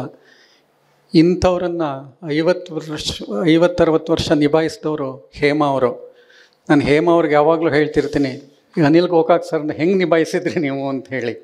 ಏಕೆಂದರೆ ತುಂಬ ಡಿಸಿಪ್ಲಿನ್ಡ್ ಆದ ವ್ಯಕ್ತಿ ಜೊತೆ ಇರೋದು ತುಂಬ ಕಷ್ಟ, ಅಷ್ಟು ಸುಲಭ ಏನಲ್ಲ, ಸರಳವಾದದ್ದೇನಲ್ಲ. ಹೀಗಾಗಿ ಈ ಅಭಿನಂದನೆ ಅನಿಲ್ ಗೋಕಾಕ್ ಅವರಿಗೆ ಮಾತ್ರ ಅಲ್ಲ, ಹೇಮಾ ಅವ್ರಿಗೂ ಸಲ್ಲುತ್ತೆ ಅನ್ನೋದನ್ನ, ಏಕೆಂದರೆ ನಾನು ಹೇಮಾ ಅವ್ರಿಗೂ ಅನೇಕ ಸಲ ಹೇಳ್ತೀನಿ, ನೀವು ನಿಮ್ಮ ಅನುಭವ ಕಥನವನ್ನು ಬರೆದ್ರೆ ನಾವು ಎಷ್ಟೋ ಸಲ ಅಂದ್ಕೊಳ್ತಿರ್ತೀವಿ ಆಫೀಸರ್ಸ್ ಅಂತಂದರೆ ಎಲ್ಲ ಅನುಕೂಲಗಳಿರುತ್ತೆ, ಸವಾಲಿರುತ್ತೆ, ಹಾಗೆ ಹೇಗೆ ಅಂತ. ಬಟ್ ಅವರು ಎದುರಿಸುವ ಸವಾಲುಗಳು ಕೂಡ ಅಷ್ಟೇ ಮಹತ್ವದ್ದಾಗಿರುತ್ತೆ ಅನ್ನೋದನ್ನ ನಾವು ನೆನಪಲ್ಲಿಟ್ಕೋಬೇಕು. ಹೀಗಾಗಿ ಹೇಮಾ ಅವರೇನಾದರೂ ಬರೆದ್ರೆ ಅವರ ಅನುಭವ ಕಥನವನ್ನು ಒಂದು ಭಿನ್ನ ರೀತಿಯ ಕಥನ ಆಗತ್ತೆ ಅಂತ. ಈ ಸಂದರ್ಭದಲ್ಲಿ ನಂದು ಮತ್ತೊಂದು ಮನವಿ ಇದೆ, ವಿಜಯ ಭಾಸ್ಕರ್ ಸರ್ಗೆ. ಅದು ಒಬ್ಬ ಅಧಿಕಾರಿಗೆ ಅನೇಕ ರೀತಿಯ ಸಂಪರ್ಕ ಬರುತ್ತೆ. ರಾಜಕಾರಣಿಗಳ ಸಂಪರ್ಕ ಇರುತ್ತೆ, ಜನಸಾಮಾನ್ಯರ ಸಂಪರ್ಕ ಇರುತ್ತೆ, ಬೇರೆ ಬೇರೆ ಕ್ಷೇತ್ರದವ್ರ ಸಂಪರ್ಕ ಇರುತ್ತೆ. ಬಹುಶಃ ವಿಜಯ ಭಾಸ್ಕರ್ಗಿರುವ ಅನುಭವ ಜಗತ್ತಿದೆಯಲ್ಲ ತುಂಬ ವಿಸ್ತಾರವಾದದ್ದು. ಅವರೇನಾದರೂ ತಮ್ಮ ಅನುಭವವನ್ನು ನೆರೇಟ್ ಮಾಡಲಿಕ್ಕೆ ಸಾಧ್ಯ ಆಯಿತು ಅಂತಂದರೆ ಖಂಡಿತ ಅದು ಕನ್ನಡಕ್ಕೆ ಒಂದು ಒಳ್ಳೆಯ ಕೊಡುಗೆ ಆಗುತ್ತೆ ಅಂತ. ಅಭಿನವ ರವಿಕುಮಾರ್ ಅದನ್ನು ಪ್ರಕಟಿಸ್ಲಿಕ್ಕೆ ಸಿದ್ಧ ಇದ್ದಾರೆ ಅಂತ ನಾನು ಅಂದ್ಕೊಳ್ತೀನಿ. ಆದ್ದರಿಂದ ವಿಜಯ ಭಾಸ್ಕರ್ ಸರ ಮನಸ್ಸನ್ನು ಮಾಡಬೇಕು, ಬರೆಯುವ ತಮ್ಮ ಎಕ್ಸ್ಪೀರಿಯನ್ಸನ್ನು. ಇದು ಕನ್ನಡ ಕಟ್ಟುವ ಕ್ರಮ ಕೂಡ ಹೌದು ಅಂತ ನಾನು ಹೇಳೋದು. ಆದ್ದರಿಂದ ಈ ಪುಸ್ತಕ ಇಂಥ ಎಲ್ಲ ಸಂಗತಿಗಳಿಗೆ ಪ್ರೇರಣೆ ಆಗಲಿ ಅಂತ ಹೇಳಿ ಆಶಿಸಿ, ಮತ್ತೊಮ್ಮೆ ಅಭಿನವ ಕುಮಾರ್ ಈ ಎಲ್ಲ ಕಾರ್ಯಕ್ರಮವನ್ನು ಅಚ್ಚುಕಟ್ಟಾಗಿ ಆಯೋಜಿಸ್ತಾರೆ. ನಮ್ಮ ರಮಾನಂದ್ ಮತ್ತು ಅನ್ನದಾನೇಶ್ ಇಬ್ಬರೂ ನನ್ನ ವಿದ್ಯಾರ್ಥಿಗಳು. ಎಷ್ಟೋ ಸಲ ಅವ್ರ ಬಗ್ಗೆ ನನ್ನನ್ನು ಮೀರಿ ಬೆಳೀತಾರಲ್ಲ, ಸಂತೋಷ ಆಗುತ್ತೆ. ಯಾರಿಗಾದ್ರೂ ಸಂತೋಷ ಏನು ಅಂತಂದರೆ ತಂದೆ ತಾಯಿಗಳಿಗೂ ಅಷ್ಟೇ ಸಂತೋಷ, ಹಿರಿಯರಿಗೂ ಅಷ್ಟೇ ಸಂತೋಷ. ರಾಶಿ ಒಂದು ಸಾರಿ ಒಂದು ಸಮಾರಂಭದಲ್ಲಿ ಭಾಗವಹಿಸಿರ್ತಾರೆ. ವಾತ್ಸಾಯನ ಕಾಮಸೂತ್ರದ ಬಿಡುಗಡೆ ಅದು. ಕಾಮಸೂತ್ರದ ಬಿಡುಗಡೆ ಎನ್ನುವಾಗ ಎಲ್ಲರಿಗೂ ಒಂದು ಸಣ್ಣ ಕುತೂಹಲ ಇರುತ್ತೆ. ನಾವೆಲ್ಲಾಗ ಹೋಗಿದ್ವಿ. ಮಾಸ್ತಿ ಹೇಳಿದರು, ದೊಡ್ಡವರಾಗ್ತಾ ರಾಶಿ ಹೇಳಿದರು, ದೊಡ್ಡವರಾಗ್ತಾ ಚಪಲ ಜಾಸ್ತಿ ಆಗುತ್ತಪ್ಪ ಅಂತ. ಕಾಮಸೂತ್ರ ಬಿಡುಗಡೆ ಆಗ್ತಿತ್ತಲ್ಲ, ಚಪಲ ಅಂದರೆ ಪಾಪ ಎಲ್ಲ ಏನೆಲ್ಲ ಅರ್ಥ ಮಾಡಿಕೊಂಡು ಒಂದು ಸಾರಿ ನಕ್ಕರು. ತಕ್ಷಣ ಒಂದು 2 ನಿಮಿಷ ಆದಮೇಲೆ ರಾಶಿ ಹೇಳ್ತಾರೆ, ಏನು ಚಪಲ ಅಂತಂದರೆ ಚಿಕ್ಕವರೆಲ್ಲ ಚೆನ್ನಾಗಿರಬೇಕು ಅನ್ನೋ ಚಪಲ ಅಂತ. ದೊಡ್ಡವ್ರಿಗಿರುವ ಆಸೆ ಏನು ಅಂತಂದರೆ ಚಿಕ್ಕವರು ಚೆನ್ನಾಗಿರಬೇಕು ಅಂತ. ನೀವು ಚೆನ್ನಾಗಿ ಬದುಕಿದರೆ ದೊಡ್ಡವರಿಗೆ ಸಂತೋಷ ಆಗುತ್ತೆ. ಈ ಪುಸ್ತಕ ನಿಮಗೆ ಮಾದರಿ ಆಗಲಿ ಅಂತ ಹೇಳಿ ಹಾರೈಸಿ ನನ್ನ ಮಾತನ್ನು ಮುಗಿಸ್ತೀನಿ. ನಮಸ್ಕಾರ. ನರಳಿ ಸರ್ ಅವ್ರಿಗೆ ಧನ್ಯವಾದಗಳು. ಆತ್ಮೀಯರೇ, ಅಭಿನವ ಕಳೆದ 28 ವರ್ಷಗಳಿಂದ ಸಾಹಿತ್ಯ ಮತ್ತು ಸಾಂಸ್ಕೃತಿಕ ಚಟುವಟಿಕೆಗಳಲ್ಲಿ ಕ್ರಿಯಾಶೀಲವಾಗಿರುವಂಥ ಒಂದು ವೇದಿಕೆ. ಪುಸ್ತಕ ಪ್ರಕಟಣೆ ಅಭಿನವದ ಪ್ರಧಾನ ಭೂಮಿಕೆಗಳಲ್ಲಿ ಒಂದು. ಈಗಾಗಲೇ professor Sha Shettar, Ananthamurthy, Ravi Belagere, H Shivaprakash, Narahalli sir ಹೀಗೆ ಅನೇಕ ಹಿರಿಕಿರಿಯ ಲೇಖಕರ 900ಕ್ಕೂ ಹೆಚ್ಚು ಪುಸ್ತಕಗಳನ್ನು ಅಭಿನವ ಪ್ರಕಟಿಸಿದೆ. ಮತ್ತು ಅದು ಓದುಗರಿಗೆ ಮತ್ತು ಯಾರಿಗೆ ಸಾಹಿತ್ಯದಲ್ಲಿ ಸಂಸ್ಕೃತಿ ಚಿಂತನೆಗಳಲ್ಲಿ ಆಸಕ್ತಿ ಇದೆಯೋ ಅಂಥವ್ರಿಗೆ ತಲುಪಿಸೋವಂಥ ಒಂದು ಕೆಲಸವನ್ನು ಕೂಡ ಇದು ನಿರಂತರವಾಗಿ ಮಾಡ್ಕೊಂಡು ಬಂದಿದೆ. ಇವತ್ತು ನಮ್ಮ ಅನಿಲ್ ಗೋಕಾಕ್ ಅವರಿಗೆ ಗೌರವ ಗ್ರಂಥವಾಗಿ ಈ ಕೃತಿಯನ್ನು ಅರ್ಪಿಸಿ ಅವರಿಗೆ ಸನ್ಮಾನಿಸುವಂತಹ ಒಂದು ಕ್ಷಣಕ್ಕಾಗಿ ನಾವೆಲ್ಲ ಕಾಯ್ತಾ ಇದ್ದೀವಿ. ನಮ್ಮ ಟ್ರಸ್ಟಿನ ಸದಸ್ಯರಾದಂತಹ ನಿಶಾ ಗೋಕಾಕ್ ಅವರು ಕೂಡ ದಯವಿಟ್ಟು ವೇದಿಕೆ ಬರಬೇಕು ಮತ್ತು ಶ್ರೀ ವಿಜಯ ಭಾಸ್ಕರ್ ಅವರು ಈ ಕೃತಿಯನ್ನು ಬಿಡುಗಡೆ ಮಾಡಬೇಕು ಅಂತ ಕೋರ್ಕೊಳ್ತಾ ಇದ್ದೀನಿ. ದಯವಿಟ್ಟು ಹೇಮಾ ಅವರು ಕೂಡ ವೇದಿಕೆಗೆ ಬರಬೇಕು ಅಂತ ಕೋರ್ಕೊಳ್ತೀನಿ. ನರಳಿ ಸರ್ ಒಂದು ಮಾತು ಹೇಳ್ತಾ ಇದ್ರು, ಹೇಗೆ ನೀವು ನಿಭಾಯಿಸಿದ್ರಿ ಅನಿಲ್ ಗೋಕಾಕ್ರನ್ನ ಅಂತ. ಅದಕ್ಕೆ ಅನಿಲ್ ಗೋಕಾಕ್ ಅವರನ್ನು ನಾನು ಮಗು ಥರ ನಿಭಾಯಿಸ್ತೆ ಅಂತ ಹೇಳ್ತಾ ಇದ್ರು ಅವರು. ನಿಜವಾಗಿಯೂ ಪ್ರತಿಯೊಬ್ಬ ಹೆಣ್ಣುಮಗಳು ಕೂಡ ತನ್ನ ಗಂಡನನ್ನು, ಮಗುವನ್ನು ಮತ್ತು ತಂದೆಯನ್ನು ಕೂಡ ಮಗುವಾಗಿಯೇ ನಿರ್ವಹಿಸ್ತಾರೆ ಅಂತ ನಾನು ಭಾವಿಸಿದ್ದೀನಿ. ಶ್ರೀ ವೈ ಜಿ ಮುರಳೀಧರನ್ ಅವರು ರಚಿಸಿರುವ ಆಧುನಿಕ ಭಾರತದ ರೂವಾರಿಗಳು, ಪ್ರತಿಭೆ, ಪರಿಶ್ರಮ ಮತ್ತು ಪರಿಣಿತಿ 10 IAS ಅಧಿಕಾರಿಗಳ ಸಂಕ್ಷಿಪ್ತ ಜೀವನ ಚಿತ್ರ ಈಗ ಬಿಡುಗಡೆಗೊಳ್ತಾ ಇದೆ. ಇದರಲ್ಲಿ ಭಾರತದ ಬಹುಮುಖ್ಯ IAS ಅಧಿಕಾರಿಗಳಾದಂಥ ಸೋಮಯ್ಯ ಅವ್ರ ಬಗ್ಗೆ, ಕಿರಣ್ ಬೇಡಿ ಅವ್ರ ಬಗ್ಗೆ, TRS ಅವ್ರ ಬಗ್ಗೆ, ವರ್ಗೀಸ್ ಕುರಿಯನ್ ಅವ್ರ ಬಗ್ಗೆ, ಸ್ವಾಮಿನಾಥನ್ ಅವರ ಬಗ್ಗೆ, TS ಶೇಷನ್ ಅವರ ಬಗ್ಗೆ, ಡಿಮಾಲೇಷನ್ ಮ್ಯಾನ್ ಎಂದೇ ಹೆಸರುವಾಸಿಯಾದಂತಹ ಅನೇಕ ಶ್ರೀಧರನ್ ಅವ್ರ ಬಗ್ಗೆ, ಹೀಗೆ ಶಾಲಿನಿ ರಜನೀಶ್ ಅವ್ರ ಬಗ್ಗೆ, ಶ್ರೀಧರನ್ ಅವ್ರ ಬಗ್ಗೆ, ಅನಿಲ್ ಗೋಕಾಕ್ ಅವ್ರ ಬಗ್ಗೆ, ಹೀಗೆ 10 ಜನ IAS ಆಫೀಸರ್ಗಳ ಬಗ್ಗೆ ಒಂದು ಸಂಕ್ಷಿಪ್ತವಾದಂತಹ ಜೀವನ ಚಿತ್ರವನ್ನು ಕೊಡುವಂತಹ ಈ ಕೃತಿಯನ್ನು ಈಗ ಗಣ್ಯರು ಬಿಡುಗಡೆ ಮಾಡಿದ್ದಾರೆ. ಇದೇ ಸಂದರ್ಭದಲ್ಲಿ ಶ್ರೀ ಅನಿಲ್ ಗೋಕಾಕ್ ಮತ್ತು ಹೇಮಾ ಗೋಕಾಕ್ ಅವರಿಗೆ ಗೌರವವನ್ನು ಸಮರ್ಪಣೆ ಮಾಡಬೇಕು ಅಂತ ವೇದಿಕೆಯಲ್ಲಿರುವಂಥ ಎಲ್ಲ ಗಣ್ಯರನ್ನು ಕರೀತಾ ಇದ್ದೀನಿ. ಹಾಗೆ ಚಂದ್ರಿಕಾ ಅವರು ಕೂಡ ವೇದಿಕೆಗೆ ಬಂದು ಗೌರವ ಸಮರ್ಪಣೆ ಕಾರ್ಯದಲ್ಲಿ ಭಾಗವಹಿಸಬೇಕು ಅಂತ ನಾನು ಕೋರ್ತಿದ್ದೀನಿ.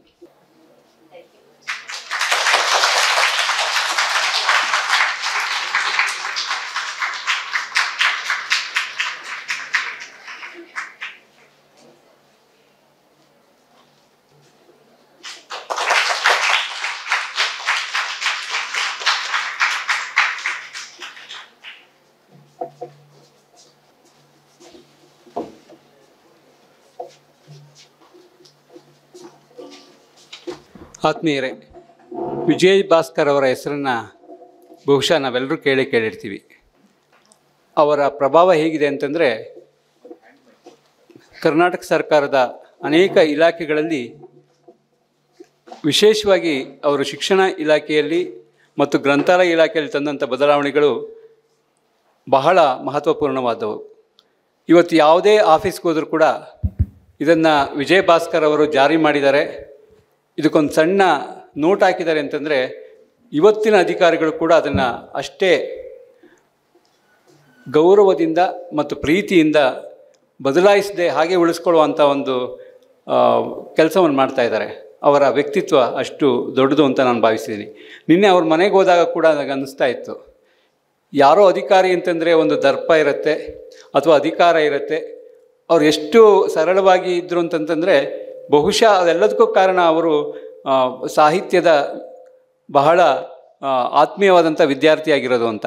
ಅವ್ರ ಮನೆಗೆ ಹೋದರೆ ಅವ್ರ ಸುತ್ತಲೂ ಕೂಡ ಪುಸ್ತಕ ಇತ್ತು. ನಾನು ಓದಾಗ ಕೂಡ ಅವರು ಪುಸ್ತಕವನ್ನೇ ಓದ್ತಾ ಇದ್ರು ಅಂತ ಅನಿಸುತ್ತೆ. ಈ ಥರದ ಬಹಳ ಅಪರೂಪದ ಅಧಿಕಾರಿಗಳಾಗಿದ್ದವರು. ನಮಗೆ ಈ ಭಾಗ್ಯ ಇವತ್ತು ಅವ್ರ ಮಾತುಗಳನ್ನು ಕೇಳೋದಕ್ಕೆ. ಈ ಸಂದರ್ಭದಲ್ಲಿ ಕೆಲವು ಮಾತುಗಳನ್ನ ಆಡಬೇಕು ಅಂತ ಅವ್ರನ್ನ ಕೋರ್ಕೊಳ್ತಾ ಇದ್ದೀನಿ. ಶ್ರೀ TM ವಿಜಯ್ ಭಾಸ್ಕರ್ ಅವರು. ಎಲ್ಲರಿಗೂ ನಮಸ್ಕಾರ. ಇವತ್ತು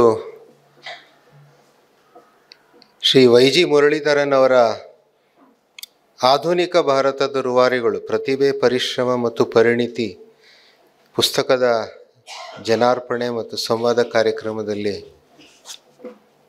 ಇವತ್ತು ಬಂದಿರೋದಕ್ಕೆ ನನಗೆ ಸಂತೋಷ ಆಗಿದೆ. ನಾನು ಈ ಕಾರ್ಯಕ್ರಮವನ್ನು ಶ್ರೀ ಅನಿಲ್ ಗೋಕಾಕ್ರವರ ಒಂದು ಸ್ಮರಣೆಯಲ್ಲಿ ತಂದಿರತಕ್ಕಂಥದ್ದು ಬಹಳ ಸೂಕ್ತವಾಗಿದೆ ಅಂತ ನನಗನ್ನಿಸ್ತದೆ. ಶ್ರೀ ನರಹಳ್ಳಿ ಬಾಲಸುಬ್ರಹ್ಮಣ್ಯ ಅವರು ಹೇಳಿದ್ರು, ಸಾಮಾನ್ಯವಾಗಿ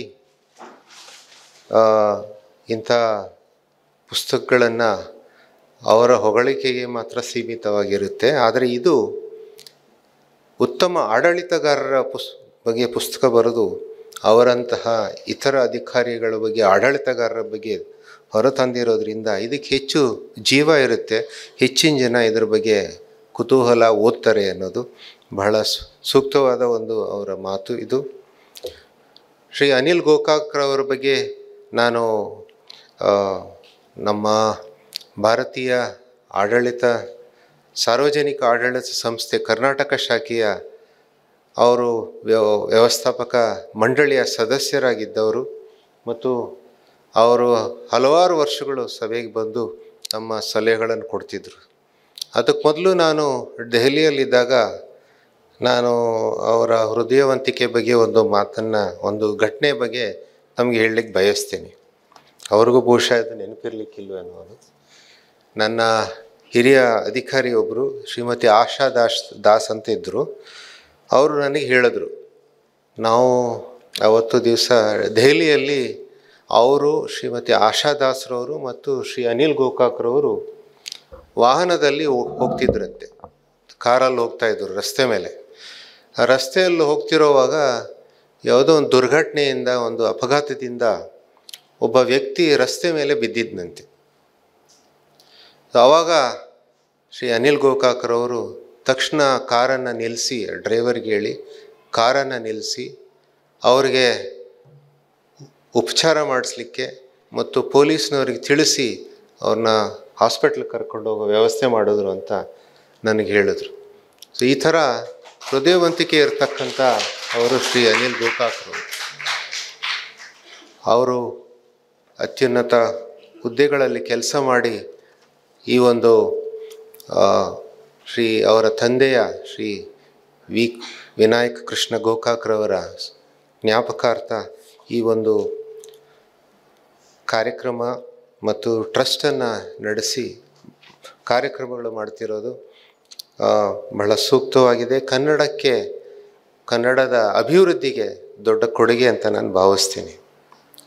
ಶ್ರೀ ನರಹಳ್ಳಿ ಬಾಲಸುಬ್ರಹ್ಮಣ್ಯ ಅವ್ರ ಮಾತಲ್ಲಿ ಎಷ್ಟು ಸೌಮ್ಯತೆಯಿಂದ ಮತ್ತು ಸೌಜನ್ಯವಾಗಿ ಮತ್ತು ಶಾಂತವಾಗಿ ಮಾತಾಡಿದ್ರಂದರೆ ಕೇಳಲಿಕ್ಕೆ ಬಹಳ ಇಂಪಾಗಿರುತ್ತೆ ಅವ್ರ ಮಾತು. ಸೊ ಯಾವಾಗಲೂ ಕೇಳ್ತಾನೆ ಇರಬೇಕು ಅಂತ ಅನ್ನಿಸ್ತದೆ.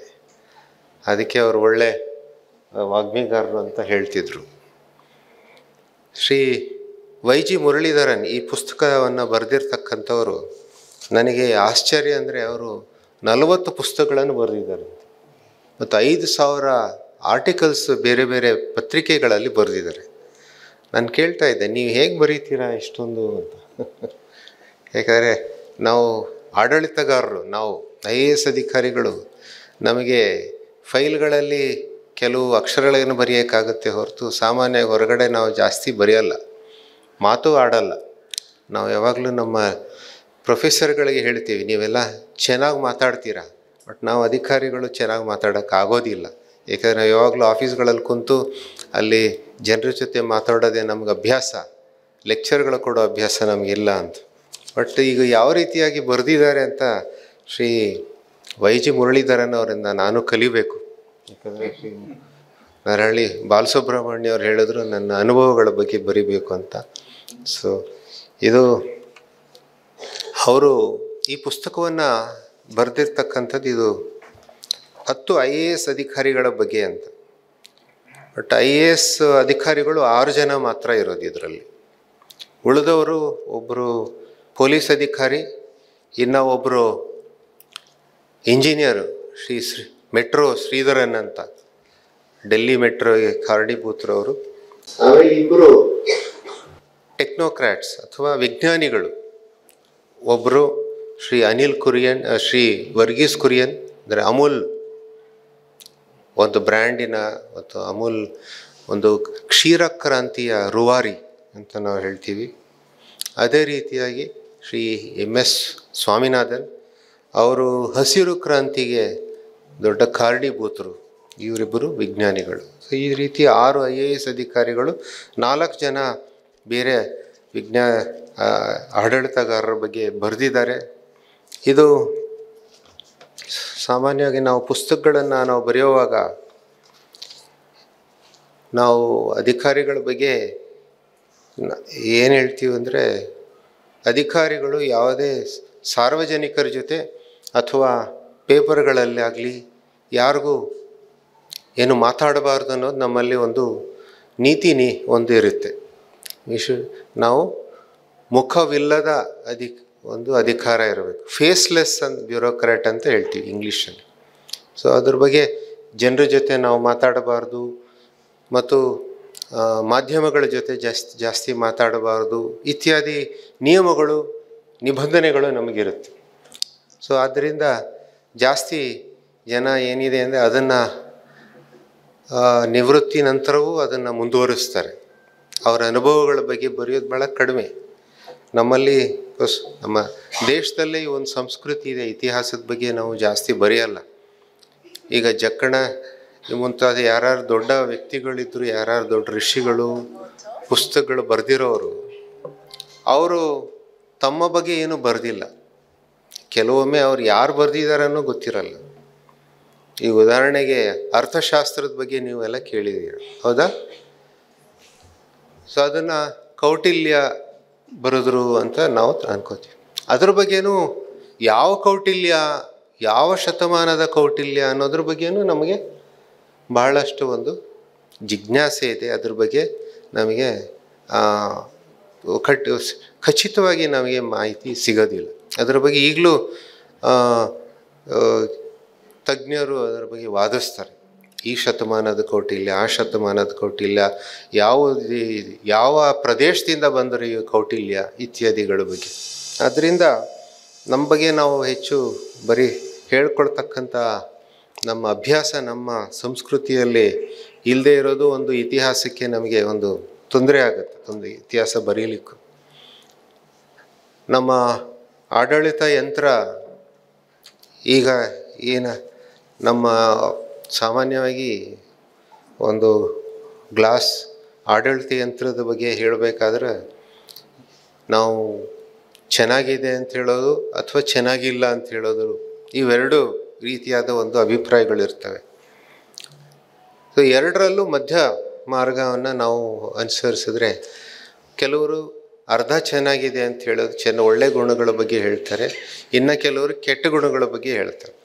ಅಂದರೆ ಒಂದು ಗ್ಲಾಸ್ ಈಸ್ ಹಾಫ್ ಫುಲ್ ಅಂತಾರೆ. ಸೊ ನೀವು ಒಂದು ಗ್ಲಾಸಲ್ಲಿ ನೀರು ಅರ್ಧ ನೀರಿದ್ದರೆ ಒಬ್ಬರು ಹೇಳ್ತಾರೆ ಅರ್ಧ ನೀರಿದೆ ಗ್ಲಾಸಲ್ಲಿ ನೀರಿದೆ, ಇನ್ನು ಕೆಲವರು ಹೇಳ್ತಾರೆ ಅರ್ಧ ನೀರು ಇಲ್ಲವೇ ಇಲ್ಲ, ಅರ್ಧಕ್ಕೆ ಮಾತ್ರ ತುಂಬಿದ್ದಾರೆ ಅಂತ ಹೇಳ್ತಾರೆ. ಆ ರೀತಿಯಾಗಿ ಆಡಳಿತಗಾರರ ಬಗ್ಗೆ ಒಳ್ಳೆಯದನ್ನು ಹೇಳ್ಬೋದು, ಕೆಟ್ಟದನ್ನೇ ಹೇಳ್ಬೋದು. ಇದರಲ್ಲಿ ಬಹುಶಃ ಹೆಚ್ಚಿಗೆ ಒಳ್ಳೆಯದನ್ನೇ ಹೇಳಿದ್ದಾರೆ ಅಂತ ನಾನು ಅಂದ್ಕೊಂಡಿದ್ದೀನಿ. ಕೆಟ್ಟದನ್ನೆಲ್ಲ ಅವರವರು ಇನ್ನು ಇತಿಹಾಸಗಾರರು ಮುಂದೆ ಬರೀತಕ್ಕಂಥವ್ರು ಬರಿಬೇಕಾಗ್ತದೆ. ನಾವು ಬರೆಯೋವಾಗ ನಮ್ಮ ಒಳ್ಳೆಯ ಗುಣಗಳ ಬಗ್ಗೆನೇ ಬರ್ಕೊಳ್ಳೋದು, ಅದು ಸ್ವಾಭಾವಿಕ.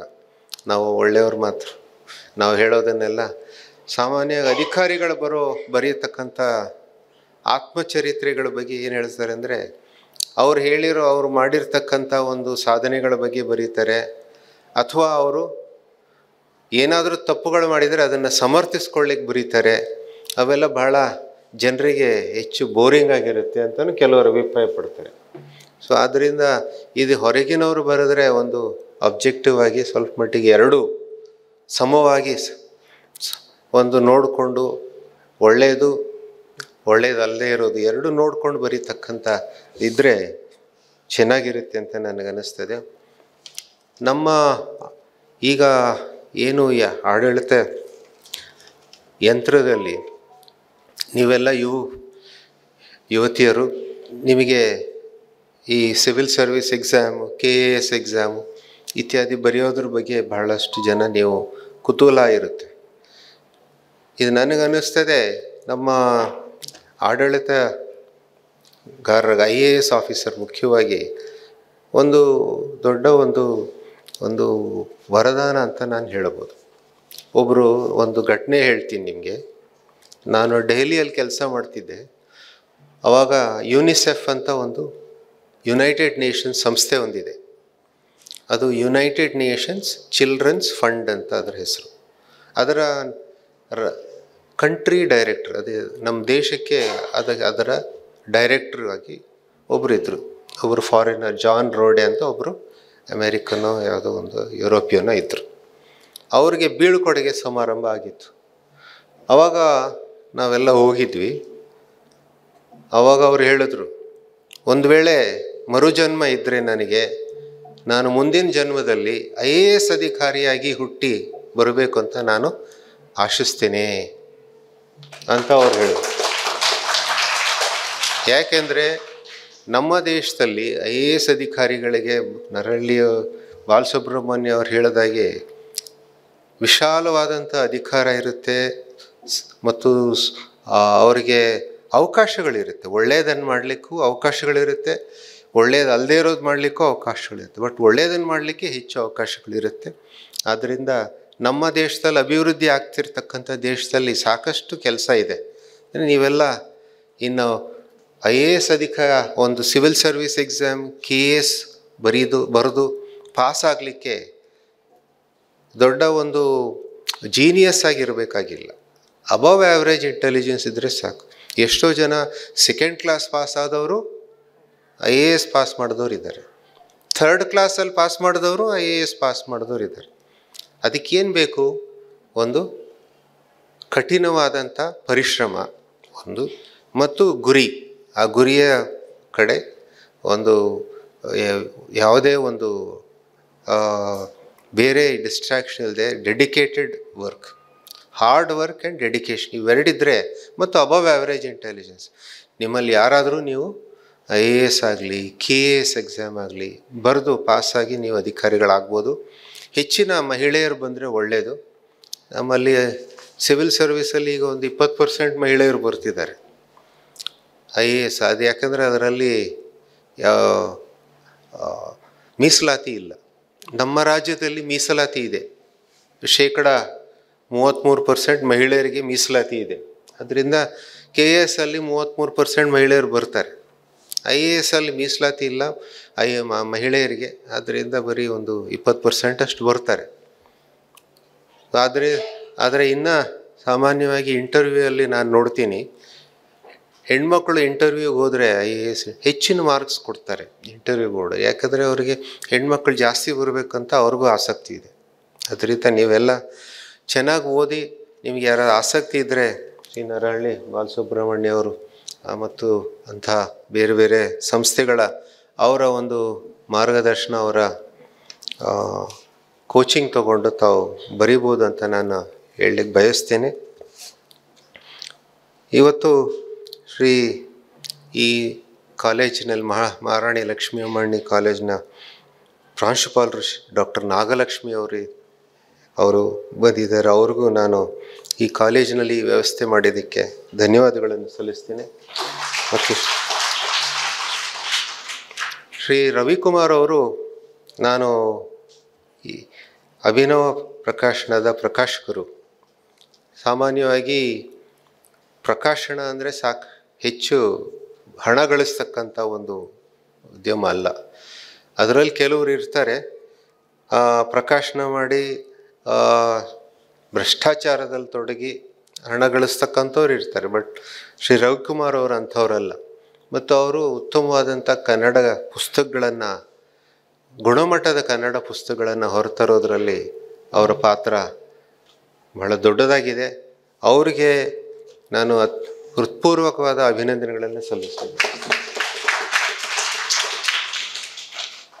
ಕನ್ನಡ ಪುಸ್ತಕಗಳನ್ನು ಹೊರತರ್ತಕ್ಕಂಥದ್ದು, ಅದಕ್ಕೆ ಕರ್ನಾಟಕದಲ್ಲಿ ನಮ್ಮ ಗ್ರಂಥಾಲಯ ಇಲಾಖೆ ಬಗ್ಗೆನೂ ಹೇಳಿದರು. ಸಾಕಷ್ಟು ಪುಸ್ತಕಗಳು ಖರೀದಿ ಮಾಡೋದಕ್ಕೆ ಅವಕಾಶ ಇದೆ, ಅನುದಾನ ಇದೆ. ಆದರೆ ಒಳ್ಳೆಯ ಪುಸ್ತಕಗಳು ಬರೀತಕ್ಕಂಥವ್ರಿಗೆ ಇದೆ. ಅದರಲ್ಲಿ ಸ್ವಲ್ಪ ಒಂದು ಭ್ರಷ್ಟಾಚಾರ ಇಲ್ಲದೆ ಇದ್ದರೆ ಇನ್ನೂ ಒಳ್ಳೆಯ ಪುಸ್ತಕಗಳನ್ನು ಖರೀದಿ ಮಾಡ್ಬೋದು ಅಂತ ಅವ್ರು ನನಗೆ ಹೇಳ್ತಿದ್ರು. ನಿಜ. ಇವತ್ತು ನಾವು ಕರ್ನಾಟಕದಲ್ಲಿ ಮತ್ತು ಭಾರತ ದೇಶದಲ್ಲಿ ಹೊಸ ಒಂದು ನಮ್ಮ ಜನಸಂಖ್ಯೆ ಜನತಂತ್ರ ವ್ಯವಸ್ಥೆ ಬಂದ ಮೇಲೆ ಸಾಕಷ್ಟು ಅಭಿವೃದ್ಧಿ ಆಗಿದ್ದೀವಿ. ಈ ಅಭಿವೃದ್ಧಿಯ ನಡುವೆಯೂ ಸಾಕಷ್ಟು ಕೊರತೆಗಳಿವೆ. ಶ್ರೀ ನರಹಳ್ಳಿ ಬಾಲಸುಬ್ರಹ್ಮಣ್ಯ ಅವರು ಹೇಳಿದ್ರು. ಈಗ ಮತ್ತು ಈ ಪುಸ್ತಕದಲ್ಲೂ ಬರೆದಿದ್ದಾರೆ, ಶ್ರೀ ಮುರಳೀಧರನ್ ಅವರು ಬರೆದಿದ್ದಾರೆ. ಒಂದು ಮಂಜುಗಡ್ಡೆ ಕೊಟ್ಟರೆ, ಅಕ್ಬರ್ ಬೀರ್ಬಲ್ ಕತೆ ಬಗ್ಗೆ ಹೇಳಿದ್ರು. ಮಂಜುಗಡ್ಡೆ ಕೊಟ್ಟರೆ, ಅಕ್ಬರ್ ಅವರು ಒಂದು ದೊಡ್ಡ ಮಂಜುಗಡ್ಡೆ ಕೊಟ್ಟರೆ ಕೊನೆ ವ್ಯಕ್ತಿಗೆ ಹೋಗೋದ್ರೊಳಗೆ ಬರೀ ಸಣ್ಣ ಒಂದು ಗೋಲಿಯಷ್ಟು ಆಗಿಬಿಟ್ಟಿತ್ತು. ಈಗ ತಂತ್ರಜ್ಞಾನ ಬಳಕೆಯಿಂದ ಇದು ಸಾಕಷ್ಟು ನಾವು ಸುಧಾರಣೆ ತಂದಿದ್ದೀವಿ. ಡೈರೆಕ್ಟ್ ಬೆನಿಫಿಟ್ ಟ್ರಾನ್ಸ್ಫರ್ ಅಂತ ನೀವು ಕೇಳಿದ್ದೀರಾ? ಸೊ ಡೈರೆಕ್ಟ್ ಬೆನಿಫಿಟ್ ಟ್ರಾನ್ಸ್ಫರ್ ಅಂದರೆ ಆಧಾರ್ ಸಂಖ್ಯೆ ಆಧಾರವಾಗಿ ಈಗ ರಾಜ್ಯ ಸರ್ಕಾರ ಹಲವಾರು ಗ್ಯಾರಂಟಿ ಯೋಜನೆಗಳು ಜಾರಿ ತಂದಿದೆ.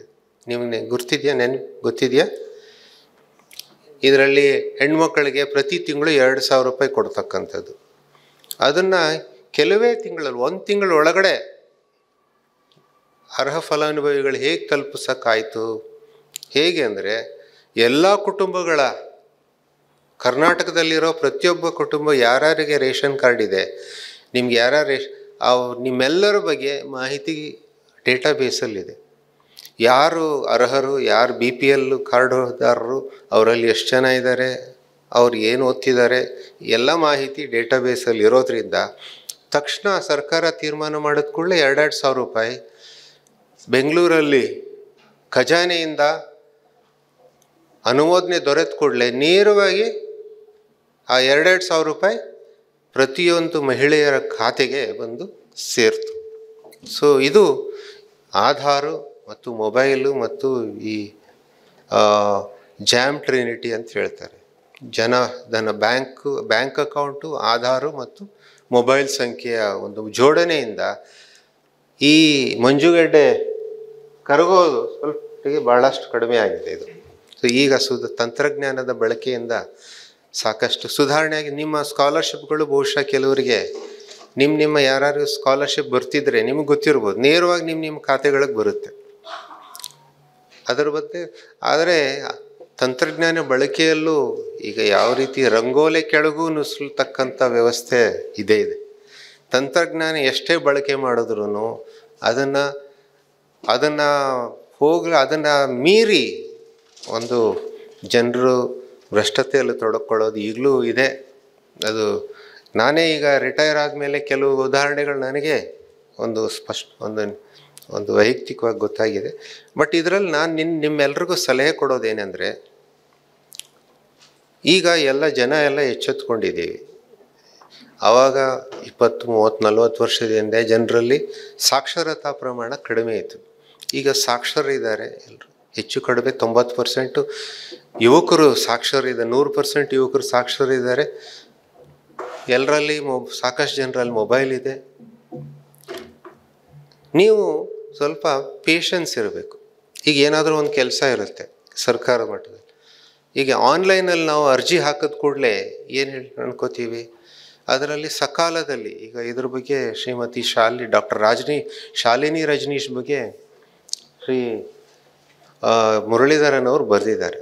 ಸಕಾಲ ಯೋಜನೆ ಅಂದರೆ ಸಕಾಲದಲ್ಲಿ ನಿಮ್ಮ ಸರ್ಕಾರದ ಸೇವೆಗಳು ನಿಮಗೆ ಸಿಗಬೇಕು. ಒಂದು ಜಾತಿ ಸರ್ಟಿಫಿಕೇಟು, ಆದಾಯ ಸರ್ಟಿಫಿಕೇಟ್ ಸಿಗಬೇಕಾದ್ರೆ ಸಕಾಲದಲ್ಲಿ ಏನಾಗುತ್ತೆ, ನೀವು ಅರ್ಜಿ ಹಾಕ್ತೀರ. ಅರ್ಜಿ ಹಾಕಿ ಈ 15 ದಿವಸನೋ 1 ವಾರನೋ 30 ದಿವಸ ಇರುತ್ತೆ. ಅದು ಕಾಯಬೇಕಾಗುತ್ತೆ.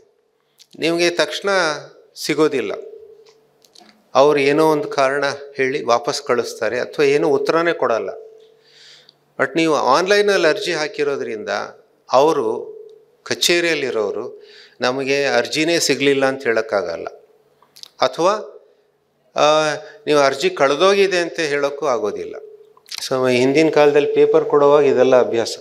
ನಿಮ್ಗೆ ಅರ್ಜಿ ಸಿಗಲಿಲ್ಲ, ಇನ್ನೊಂದು ಕಾಪಿ ಕೊಡಿ ಅಂತ ಹೇಳೋರು, ಅಥವಾ ಅದು ಕಳೆದೋಗಿದೆ ನಮ್ಗೆ ಸಿಗ್ತಾ ಇಲ್ಲ ಅಂತ ಹೇಳೋರು.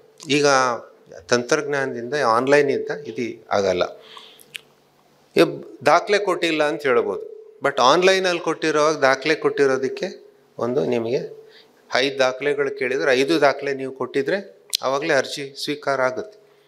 ಆ ದಾಖಲೆ ಕೊಟ್ಟಿಲ್ಲ, ಇದು ಕೊಟ್ಟಿಲ್ಲ ಅಂತ ಹೇಳೋಕ್ಕೂ ಆಗಲ್ಲ. ಹೆಚ್ಚಂದರೆ ಏನು ಹೇಳ್ಬೋದು, 5 ದಾಖಲೆ ಕೇಳಿರ್ತಾರೆ, 6ನೇ ದಾಖಲೆ ಕೊಟ್ಟಿಲ್ಲ ಅಂತ ಕೇಳ್ಬೋದು. ಅದೊಂದು ಕೊಟ್ಟಿಲ್ಲರಿ, ಇದೊಂದು ಕೊಡಿ, ಆಫೀಸಿಗೆ ಬನ್ನಿ ಅಂತ ಕೇಳೋ. ಆಫೀಸ್ಗೆ ಹೋಗಿ ಅವ್ರು ಏನಾದರೂ ಕೇಳಿದರೆ ಮತ್ತೆ ಕೊಡಿ. ಬಟ್ ಅದನ್ನು ಸ್ವಲ್ಪ ನೀವು ಕಾಯಬೇಕಾಗುತ್ತೆ. ಕಾದು ಇನ್ನು ಮತ್ತೆ ಅವರಿಗೆ ಫಾಲೋ ಅಪ್ ಮಾಡಿದ್ರೆ ಬಹುಶಃ ಯಾಕೆಂದರೆ ಭ್ರಷ್ಟಾಚಾರದಲ್ಲಿ ಎರಡು ಕೈ ಜೋಡಿಸಿದ್ರೇ, ಎರಡು ಕೈ ಜೋಡಣೆ ಆಗಬೇಕು. ಕೊಡೋರೇ ಇರಬೇಕು. ಈಗ ನಾವೆಲ್ಲ ಪೇಪರಲ್ಲಿ ಓದ್ತಾ ಇದ್ದೀವಿ, ಅದಾನಿ ಇತ್ಯಾದಿ. ಕೊಡೋರು ಇರಬೇಕು, ಆವಾಗಲೇ ತಗೊಳ್ಳೋರು ಇರ್ತಾರೆ. ಸೊ ಒಬ್ಬರು ಕೊಡೋರನ್ನ ನಮ್ಮಲ್ಲಿ ನಾವು ಕೊಡೋರು, ನಾವೆಲ್ಲ ಸಾರ್ವಜನಿಕರು, ಯುವಕರು, ಯುವತಿಯರು, ನೀವು ದುಡ್ಡು ಕೊಡೋದನ್ನು ಕೆಲಸಗಳು ಬೇಗ ಆಗಲಿ, ನಾವೇ ಜನ ಇಮಿಡಿಯೇಟಾಗಿ ನನಗೆ ಬೇಕು ಈ ಸರ್ಟಿಫಿಕೇಟು, ನಾಳೆನೇ ಬೇಕು ಅಂತ ಹೇಳಿ ದುಡ್ಡು ಕೊಟ್ಟು ತಗೊಳ್ಳೋ ಪರಿಸ್ಥಿತಿ ಇದೆ. ಅದನ್ನು ನಿಲ್ಲಿಸಿ ಸ್ವಲ್ಪ ತಾಳ್ಮೆಯಿಂದ ನಮ್ಮ ಕೆಲಸಗಳನ್ನು ಮಾಡೋದಕ್ಕೆ ದುಡ್ಡು ಕೊಡದೇ ಇದ್ದರೆ ಇದು ತನ್ನಷ್ಟಕ್ಕೆ ತಾನೇ ಅದು ಕಡಿಮೆ ಆಗುತ್ತೆ ಅಂತ ನನ್ನ ಅನಿಸಿಕೆ. ಸೊ ನೀವು ಒಂದು ಕೈಯನ್ನು ನೀವು ಹೊಡಿಬೇಡಿ, ಇಬ್ಬರು ಎರಡು ಕೈ ಜೋಡಿದ್ರೆ ಭ್ರಷ್ಟಾಚಾರ ಆಗೋದು. ಆದ್ದರಿಂದ ತಮ್ಮೆಲ್ರಿಗೂ ಇದೊಂದು ನಮ್ಮ ಸ್ವಲ್ಪ ನಿಧಾನ ಆದ್ರೂ, ಸರ್ಕಾರಿ ಯಂತ್ರ ನಿಧಾನ ಅಂತ ಹೇಳೋದು ನಿಜ. ಬಟ್ ಅದನ್ನು ಸ್ವಲ್ಪ ತಾಳ್ಮೆಯಿಂದ ಇದ್ದರೆ ಬಹುಶಃ ದುಡ್ಡು ಇಲ್ಲದೇ ನೀವು ಕೆಲಸಗಳನ್ನು ಮಾಡಿಸ್ಕೋಬೋದು. ಎಲ್ಲ ಕೆಲಸಗಳು ಮಾಡ್ಕೊಳಕ್ಕಾಗತ್ತೆ ಅಂತ ಹೇಳೋಕ್ಕಾಗಲ್ಲ. ಬಹುತೇಕ ಸಾರ್ವಜನಿಕರಿಗೆ ಭರೋಸೆ ಕೆಲಸಗಳೆಲ್ಲ ಮಾಡ್ಕೋಬೋದು ಅಂತ ನನ್ನ ಅನಿಸಿಕೆ ಅಂತ ಹೇಳಿ, ಈ ಪುಸ್ತಕದ ಬಿಡುಗಡೆಯ ಸಮಾರಂಭದಲ್ಲಿ ಭಾಗವಹಿಸಲಿಕ್ಕೆ ಅವಕಾಶ ಕೊಟ್ಟಂಥ ವಿನಾಯಕ್ ಗೋಕಾಕ್ ವಾಗ್ಮಿ ಟ್ರಸ್ಟ್ ಬೆಂಗಳೂರವರಿಗೆ, ಶ್ರೀ ರವಿಕುಮಾರ್ ಅವರಿಗೆ ಮತ್ತು ಡಾಕ್ಟರ್ ಮುರಳೀಧರನ್ರವರಿಗೆ ಹೃತ್ಪೂರ್ವಕ ಅಭಿನಂದನೆಗಳನ್ನು, ಧನ್ಯವಾದಗಳನ್ನು ಸಲ್ಲಿಸಿ ನನ್ನ ಮಾತು ಮುಗಿಸ್ತೇನೆ. Thank you. Shri Vijaya Bhaskar sir ಅವರಿಗೆ ಧನ್ಯವಾದಗಳು. ಅವರಿಗೆ ಎರಡೂ ಸಂಸ್ಥೆಗಳ ಪರವಾಗಿ ಗೌರವಿಸಬೇಕು ಅಂತ ನಮ್ಮ ನರಳಿ ಸರ್ ಅವ್ರನ್ನ ಕೋರ್ಕೊಡ್ತೇನೆ.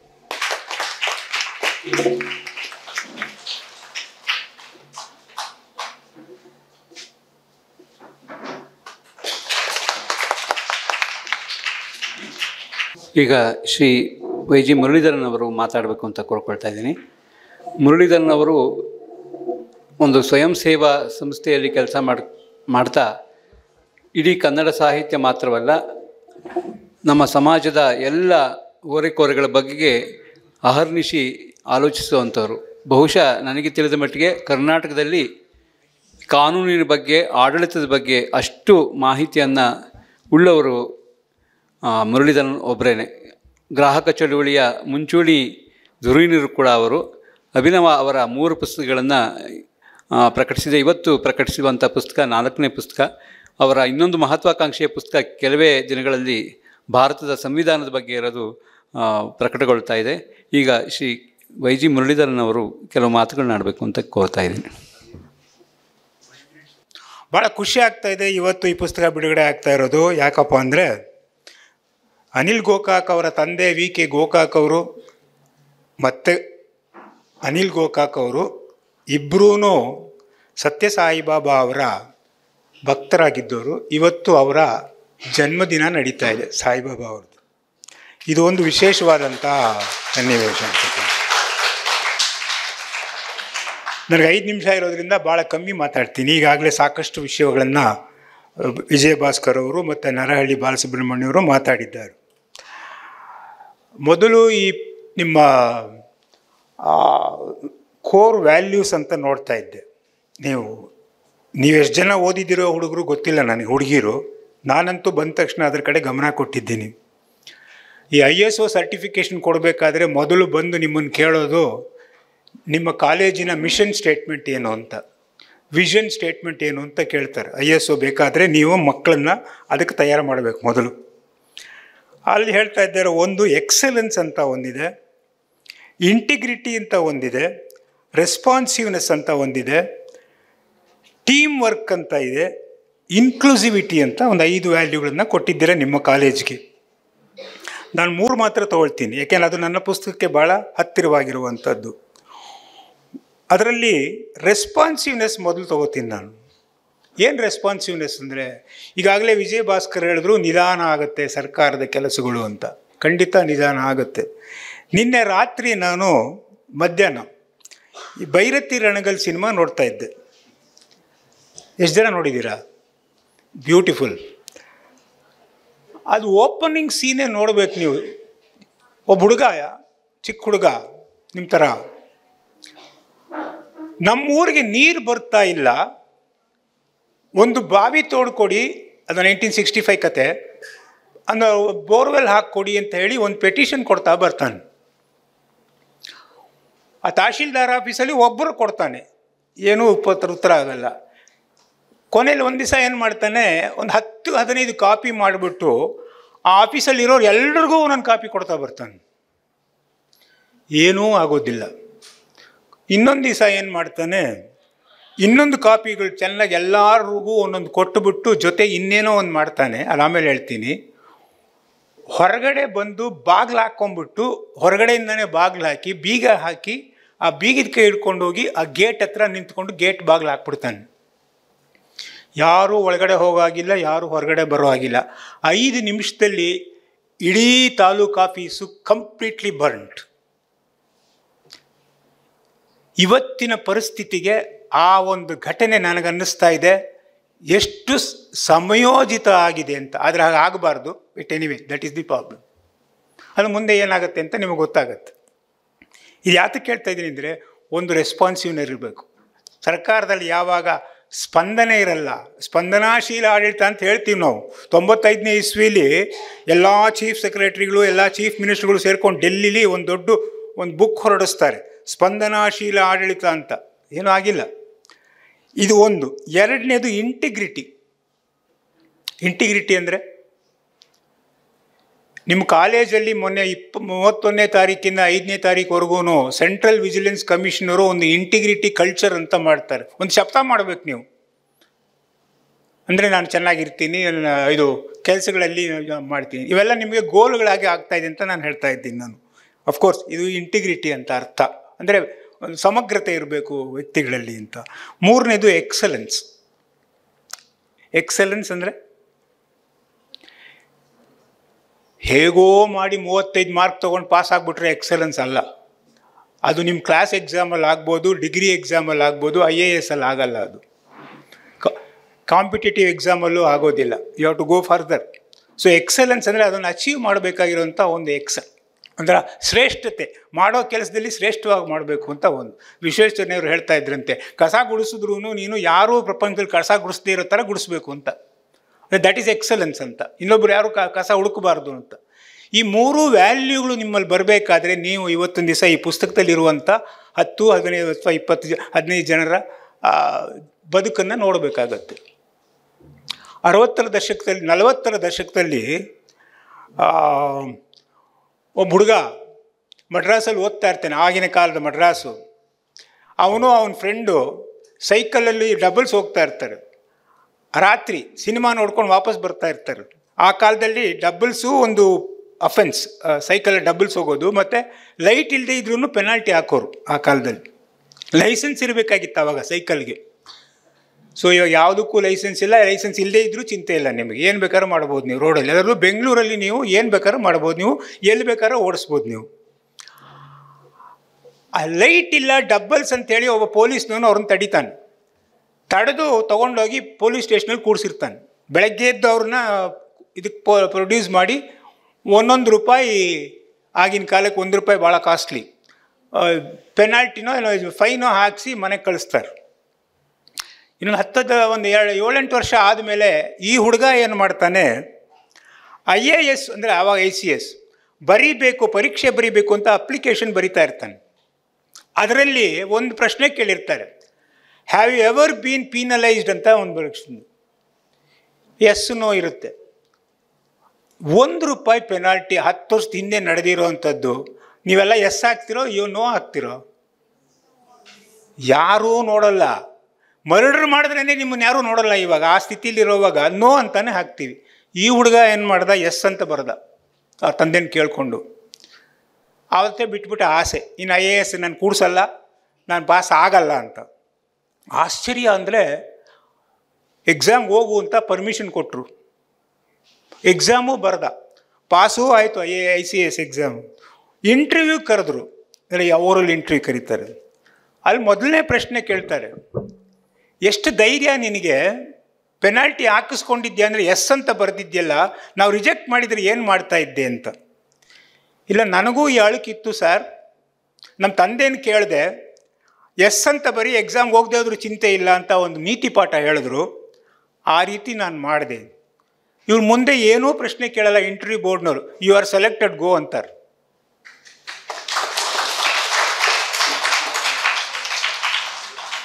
ಆ ವ್ಯಕ್ತಿ SG ಸೋಮಯ್ಯ ಅಂತ, he becomes an IAS officer from the Odisha cadre. ಅವರು ಕರ್ನಾಟಕದವ್ರು, ಕೊಳ್ಳೇಗಾಲದವ್ರು, ಅಂದರೆ ಮಡಿಕೇರಿಯವರು, ಕೊಳ್ಳೇಗಾಲದವ್ರು. ಇದು ನೀತಿ ಪಾಠ ಅಂತ. ನಿಮ್ಮ ಕಾಲೇಜ್ ಎದುರುಗಡೆ ಒಂದು ಇಂಡಿಯನ್ ಇನ್ಸ್ಟಿಟ್ಯೂಟ್ ಆಫ್ ಸೈನ್ಸ್ ಅಂತ, ಆ ಪಕ್ಕಕ್ಕೆ ರಾಮನ್ ರಿಸರ್ಚ್ ಇನ್ಸ್ಟಿಟ್ಯೂಟ್ ಅಂತ ಒಂದಿದೆ. ಕೇಳಿದ್ದೀರಾ? ಯಾರು ನೋಡಿದ್ದೀರಾ? ಹೋಗಿ ವರ್ಷಕ್ಕೊಂದ್ಸಲ ಬಿಡ್ತಾರೆ, ಬಿಡಿ ಎಲ್ಲರನ್ನೂ ಫ್ರೀಯಾಗಿ ಬಿಡ್ತಾರೆ, ಹೋಗಿ ನೋಡ್ಕೊಂಡು ಬನ್ನಿ ಒಂದ್ಸಲ. ರಾಮನ್ ಅವರು ಅದನ್ನು ಸ್ಥಾಪನೆ ಮಾಡಿದ್ರು, ಡೈರೆಕ್ಟರ್ ಆಗಿದ್ದರು. ಆ ಸ್ಥಾಪನೆ ಮಾಡಿ ಹೊಸರಲ್ಲಿ ಸ್ಟಾಫನ್ನ ರೆಕ್ರೂಟ್ ಮಾಡ್ತಾ ಇದ್ರು. ಒಬ್ಬ ಹುಡುಗ ಬಂದಿದ್ದ, ಅವನು ಸೆಲೆಕ್ಟ್ ಆಗಲಿಲ್ಲ ಯಾವುದೋ ಕಾರಣಕ್ಕೆ. ಏನು ಮಾಡ್ದ, ಅಲ್ಲಿ ಹೋಗಿ ಆ TA ಏನೋ ಕೊಡ್ತಾಯಿದ್ರು ಆ ಕಾಲಕ್ಕೆ, 10-15 ರೂಪಾಯಿ TA ಕೊಡ್ತಾಯಿದ್ರಂತೆ. ತೊಗೊಂಡ ₹2 ಜಾಸ್ತಿ ಕೊಟ್ಬಿಟ್ಟಾರೆ, ಚಿಲ್ಲರೆ ಇಲ್ಲ ಅಂತ. ಮಾರನೇ ದಿನ ಏನು ಮಾಡ್ದ ಈ ಹುಡುಗ, ತಿರ್ಗಾ CV ರಾಮನ್ ವಾಕಿಂಗ್ ಬರ್ತಿದ್ರೆ ಅವ್ರ ಹತ್ರ ಅಡ್ಡ ಹೋದ. ಸಾರ್ ಅಂದ. ರಾಮನ್ ಹೇಳಿದ್ರಂತೆ, ನೀನೇ ನೆನ್ನೆನೇ ಹೇಳಿದ್ದೀವಿ ನಿನಗೆ ಸೆಲೆಕ್ಟ್ ಆಗಿಲ್ಲ, ಹೋಗು ನೀನು ಅಂತ. ನಾನು ಅದಕ್ಕೆ ಬರಲಿಲ್ಲ ಸರ್, ನಿಮ್ಮ ಅಕೌಂಟ್ಸ್ ಡಿಪಾರ್ಟ್ಮೆಂಟವ್ರು ₹2 ಜಾಸ್ತಿ ಕೊಟ್ಟುಬಿಟ್ಟಿದ್ದಾರೆ, ಅದನ್ನು ವಾಪಸ್ ಕೊಡೋಕ್ಕೆ ಹೋದರೆ ಅವ್ರು ಬೇಡ ಪರವಾಗಿಲ್ಲ ಹೋಗು ಅಂದರು, ಅದಕ್ಕೆ ನಿಮಗೆ ಕೊಟ್ಟು ಬರೋಣ ಅಂತಿದ್ದೀನಿ ಅಂತ ನಿಂತಿದ್ದೀನಿ ಅಂದ. ಹುಡುಗರು ಆ ರಾಮನ್ರಿಗೆ ಆಶ್ಚರ್ಯ ಆಯಿತು. ₹2 ವಾಪಸ್ ಕೊಡೋ, ಎರಡೋ ಒಂದು ಸರಿಯಾಗಿ ನಂಗೆ ಜ್ಞಾಪಕ ಇಲ್ಲ, ವಾಪಸ್ ಕೊಡೋದಾ? ಸರಿ ಕೊಡು ಅಂದರು. ತೊಗೊಂಡು ಹೋದರು, ನೋಡಿದ್ರು, ವಾಪಸ್ ಕರೆದ್ರು. You are selected for the post ಅಂದರು. ಅವರು ಆ ಹುಡುಗ ಮುಂದೆ ಹೋಗಿ ನೋಬೆಲ್ ಪಾರಿತೋಷಕ ಪಡೆದ ಚಂದ್ರಶೇಖರ್ ಆಗ್ತಾನೆ. ಇದು ಇಂಟಿಗ್ರಿಟಿ ಅಂದರೆ. ಇದು ಬರಬೇಕಾದ್ರೆ ನಿಮ್ಮಲ್ಲಿ ಈ ಹುಡುಗರು, ನೀವು ಹುಡುಗಿರು ದಯವಿಟ್ಟು ಒಂದು ಗೋಲ್ ಇಟ್ಕೊಂಡು ಅದರ ಮುಖಾಂತರ ನೀವು ಹೋಗಬೇಕು ಅಂತ ನನಗೆ ಅನಿಸಿಕೆ ಅನ್ನಿಸ್ತಾ ಇದೆ. ಭಾಳ ಇಂಪಾರ್ಟೆಂಟ್ IAS ಆಗೋದು. 77ನೇ ಇಸ್ವಿಲಿ ನಾನು IAS ಆಫೀಸರ್ ಆಗಬೇಕು ಅಂತ ಆವಾಗ ಈ ಪ್ರಿಲಿಮಿನರಿ ಎಕ್ಸಾಮ್ 2ನೇ ಬ್ಯಾಚ್ ನಮ್ಮದು ಹಾಕಿದ್ರು. ಪ್ರಿಲಿಮಿನರಿ ಏನೋ ಪಾಸ್ ಆದೆ, ಮುಂದೆ ಆಗಲಿಲ್ಲ. ಇನ್ನೊಂದು ಸಲ ಪ್ರಯತ್ನ ಪಟ್ಟಿದ್ರೆ ಆಗಿರೋದು. ಆದರೆ ನನ್ನ ಸಂಸಾರದ ಜಂಜಾಟದಲ್ಲಿ, ನನ್ನ ಬಡತನದ ಜಂಜಾಟದಲ್ಲಿ ಕೆಲಸಕ್ಕೆ ಸೇರಬೇಕಾಗಿ ಬಂತು. ಹೋದ್ವಿ. ನನ್ನ ಬ್ಯಾಚವ್ರು 2-3 ಜನ IAS ಆಫೀಸರ್ ಆಗಿ ಇವಾಗ ನಾನು ರಿಟೈರ್ ಆಗಿದ್ದಾರೆ. Sir Gurucharan was my classmate in MES college. So ಈ ರೀತಿ ಆ ಬಸ್ಸನ್ನು ಮಿಸ್ ಮಾಡ್ಕೋಬೇಡಿ ನೀವು. BSc BCom ಆದ ಕೂಡಲೇ ಮುಗಿದೋಯ್ತು ನನ್ನ ಜೀವನ ಅಂತ ಅನ್ಕೋಬೇಡಿ. ಮುಂದೆ ಏನೋ ಬೇಕಾದಷ್ಟು ಇರುತ್ತೆ ಅನ್ನೋದನ್ನು ನೀವು ನೋಡ್ಕೋಬೇಕು. ಕೆಲವರು ಜೀವನ ಚರಿತ್ರೆಯನ್ನು ಓದಿದ್ರೆ, ನರಹಳ್ಳಿ ಅವ್ರು ಹೇಳಿದ್ರು, ಇಡೀ ಮಾಧ್ಯಮ ತುಂಬ ಬರೀ ನೆಗೆಟಿವೇ ಇದೆ, ಪಾಸಿಟಿವ್ ಅನ್ನೋದೇ ಇಲ್ಲ. ಇವತ್ತಿನ ಪೇಪರ್ ತೆಗೆದ್ರೆ ಬೀದರ್ ಡೆವಲಪ್ಮೆಂಟ್ ಅಥಾರಿಟಿಯಲ್ಲಿ ಒಬ್ಬ 10 ಲಕ್ಷ ಲಂಚ ತೊಗೊಂಡು ಸಿಕ್ಕಾಕೊಂಡಿದ್ದಾನೆ. Can imagine, 10 lakhs. ಇನ್ನೊಬ್ಬ ಇಲ್ಲಾರೋ BBMPಲಿ ಯಾರೋ ಹೆಲ್ತ್ ಆಫೀಸರು ₹1,000 ಕೊಡ್ತಾನೆ. 1,000 ಲಂಚ ತಗೋಬೇಕಾ?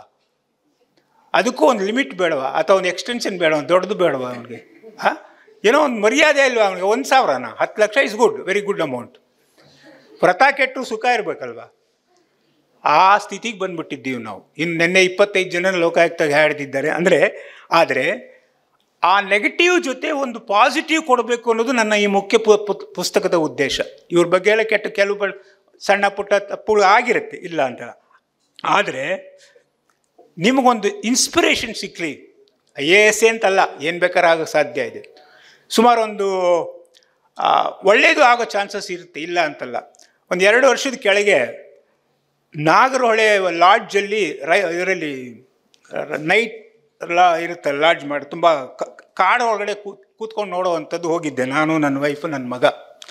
ಅಲ್ಲಿರೋ ಒಬ್ಬ ಪ್ಯೂನ್ ಸಿಕ್ಕಿದ, ಫಾರೆಸ್ಟ್ ಗಾರ್ಡ್. ಅವನೇ ನಮಗೆ ತಿಂಡಿ ತಂದು ಕೊಡೋದು ಎಲ್ಲ ಮಾಡ್ತಾಯಿದ್ದೆ. ಅವನು ಒಂದೇ ಒಂದು ಮಾತು ಕೇಳಿದೆ, ನೀವು ಯಾಕೆ ಈ ಕೆಲಸಕ್ಕೆ ಬಂದೆ ಅಂತ ಕೇಳಿದೆ. ಗಾರ್ಡ್ ಕೆಲಸ, ಇನ್ನೂ ಅವ್ನು ಸೇರಿದಾಗಿಂದ ಗಾರ್ಡ್ ಆಗೇ ಇದ್ದಾನೆ, ಇವಾಗ ಏನು ರಿಟೈರ್ ಆಗ್ತಾ ಇದ್ದಾನೆ. ಸರ್, ನಾನು 74ನೇ ಇಸ್ವಿಲಿ ರಾಜ್ಕುಮಾರ್ದು ಗಂಧದ ಗುಡಿ ಸಿನಿಮಾ ನೋಡಿದೆ, ಅದು ನೋಡಿದಾಗಿಂದ ನಾನು ಆ ಫಾರೆಸ್ಟ್ ಆಫೀಸರ್ ಆಗಬೇಕು ಅಂತ ಬಂದೆ ಅಂತ. ಮಾಧ್ಯಮ ಆ ರೀತಿ ಕೆಲಸನೂ ಮಾಡೋಕ್ಕೆ ಸಾಧ್ಯತೆ ಇದೆ.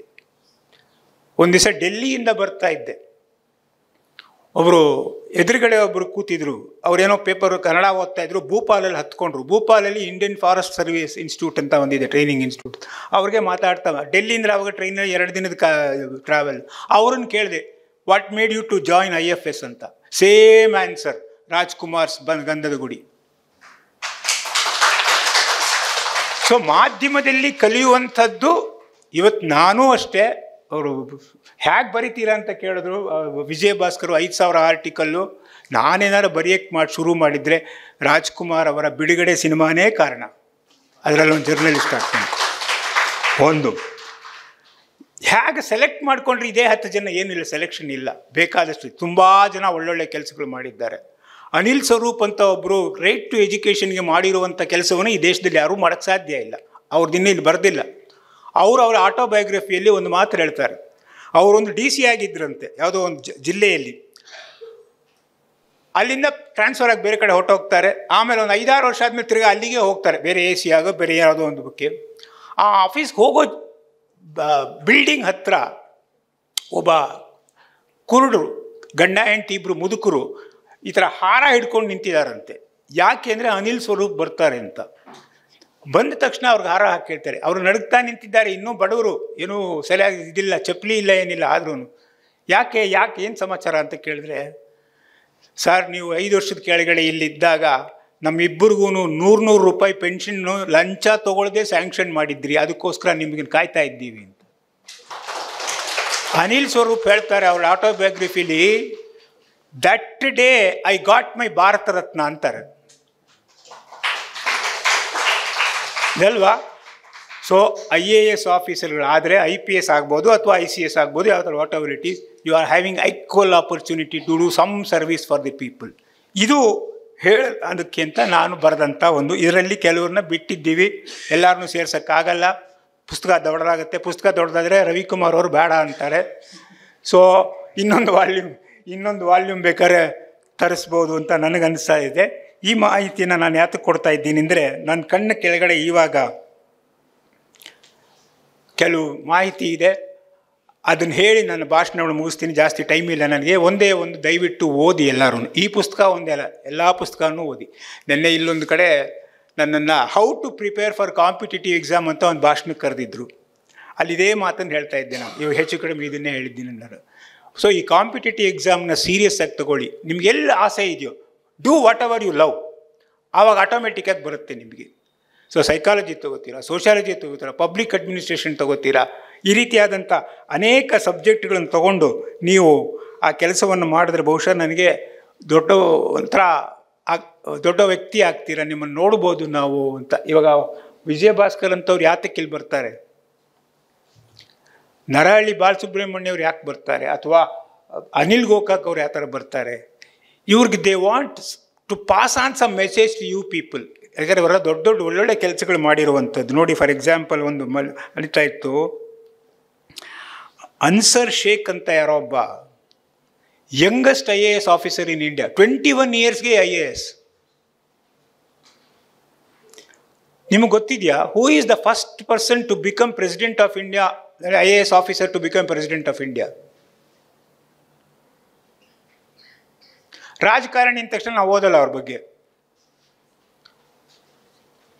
VV Giri, president VV Giri. Okay, ಇನ್ನೊಬ್ಬ ಲೇಡಿ ಪ್ರಂಜಲ್ ಪಟೇಲ್ ಅಂತಾನೆ ಅವ್ರದ್ದು, P ಪಟೇಲ್ ಅಂತಿದೆ, ವಿಷುವಲಿ ಇಂಪೈರ್ಡ್, ಕಣ್ಣು ಸರಿಯಾಗಿ ಕಾಣಿಸ್ದೇ ಇರೋರು. She is an IAS officer. First transgender woman, that is transgender, Swapna Das. She stood 23rd rank in IAS 2018 batch.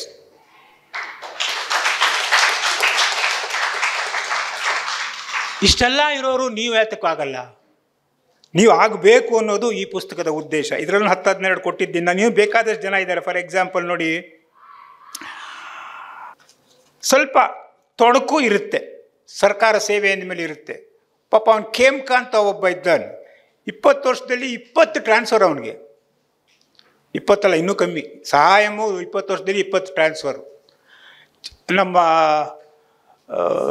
TN Seshan ಅವರು ಅಪಾಯಿಂಟ್ ಆಗ್ತಾರೆ ಡೆಪ್ಟಿ ಕಮಿಷನರ್ ಆಗ ಏನೋ ಒಂದು ಟ್ರಾನ್ಸ್ಪೋರ್ಟಲ್ಲಿ. ಬೆಳಗ್ಗೆ ಒಂದು ಡಿಪಾರ್ಟ್ಮೆಂಟ್ಗೆ ಹೋಗ್ತಾರೆ, ಇಲ್ಲ ನಿಮ್ಮನ್ನು ಟ್ರಾನ್ಸ್ಫರ್ ಮಾಡಿದಂತ ಇನ್ನೊಂದು ಕಳಿಸ್ತಾರೆ. ರಿಪೋರ್ಟ್ ಮಾಡ್ಕೊಳ್ಳೋ ದಿವಸ 7 ಡಿಪಾರ್ಟ್ಮೆಂಟ್ಸ್ ಚೇಂಜ್ ಆಗುತ್ತೆ ಅವ್ರದ್ದು. Forget about doing the service. ಇದು ಒಂದು ಕಡೆ ಇರುತ್ತೆ. ಇದನ್ನೆಲ್ಲ ಎದುರಿಸ್ಬೇಕಾದ್ರೆ ನೀವು ಇವಾಗಿಂದ ಸ್ವಲ್ಪ ಓದಬೇಕು, ಬರೀಬೇಕು, ಅನುಭವ ಪಡಿಬೇಕು. ಜೊತೆಗೆ ನಿಮ್ಮ ಇಂಟಿಗ್ರಿಟಿಯನ್ನು ಉಳಿಸ್ಕೊಳ್ಬೇಕಾಗತ್ತೆ. ಅದು ನಿಮ್ಮನ್ನು ಕಾಯತ್ತೆ. ಇವತ್ತು ನಮಗೆ ಬೇಕಾಗಿರೋದು ನಿಮ್ಮಂಥ ಯುವಕರು ಅಥವಾ ಯುವತಿಯರು, ಈಗ ದೇಶದ ಬೆನ್ನೆಲುಬಾಗಿರೋರು. ಗುರುಚರಣ್ ದಾಸ್ ಅಂತ ಒಬ್ರು ಇದ್ದಾರೆ, ಒಬ್ಬ ನಾನ್ ಫಿಕ್ಷನ್ ರೈಟರು, ಒಂದು ಫಿಕ್ಷನ್ನು ಬರೀತಾರೋ. ಅವ್ರು ಹೇಳ್ತಾರೆ, India develops during the night time when IAS officers R sleeping ಅಂತ. ಅಂದರೆ ಇದೊಂದು ರೀತಿಯಾದಂಥ, ಅಂದರೆ ಬ್ಯೂರೋಕ್ರಾಟ್ಸ್ ಮಲ್ಕೊಂಡಿರೋವಾಗಲೇ ನಮ್ಮ ದೇಶ ಉದ್ಧಾರ ಆಗೋದು, ಅವ್ರು ಎದ್ರಷ್ಟು ಪ್ರಾಬ್ಲಮ್ಮು ಅಂತ ಅರ್ಥ. ಬಟ್ ಅದೂ ಇರುತ್ತೆ, ಇದೂ ಇರುತ್ತೆ. ವಿತೌಟ್ VP ಮೆನನ್ ಅಂತವರು ಪಾರ್ಟಿಷನ್ ಟೈಮಲ್ಲಿ ಮಾಡಿದಂಥ ಕೆಲಸಗಳು ನೀವು ನೋಡಿಬಿಟ್ರೆ, ಅವ್ರ ಪುಸ್ತಕ ಓದಿಬಿಟ್ರೆ, ಟ್ರಾನ್ಸ್ಫರ್ ಆಫ್ ಪವರ್ ಅಂತಲೇ ಒಂದು ಪುಸ್ತಕ ಇದೆ ಅವ್ರದ್ದು. ಈ ರೀತಿಯಾದಂಥ ಪುಸ್ತಕಗಳನ್ನ ಓದಿ ಬಹುಶಃ ನಿಮ್ಗನ್ಸುತ್ತೆ ಒಂದು ಹೊಳಪು ಸಿಕ್ಕತ್ತೆ, ನಿಮ್ಮ ಬದುಕಿನಲ್ಲಿ ಒಂದು ಬೆಳಕು ಸಿಕ್ಕತ್ತೆ. ಆ ಬೆಳಕಿಗೆ ಈ ಪುಸ್ತಕದಿಂದ ಶುರು ಮಾಡಿ ಅಂತ ಸ್ವಲ್ಪ ಸ್ವಾರ್ಥಿಯಾಗಿ ಹೇಳಿ ಇದಕ್ಕೆ ಅವಕಾಶ ಮಾಡಿಕೊಟ್ಟ ಎಲ್ಲರಿಗೂ ನನ್ನ ವಂದನೆ ಅರ್ಪಿಸಿ ಮಾತನ್ನು ಮುಗಿಸ್ತೀನಿ. ನಮಸ್ಕಾರ. ಶ್ರೀ YG ಮುರಳೀಧರನ್ ಅವರಿಗೆ ಧನ್ಯವಾದಗಳು. ಅವರನ್ನು 2 ಸಂಸ್ಥೆಗಳ ಪರವಾಗಿ ಗೌರವಿಸಬೇಕು ಅಂತ ನರಳಿ ಸರ್ ಅವ್ರನ್ನ ಕೋರ್ತಾ ಇದ್ದೆ.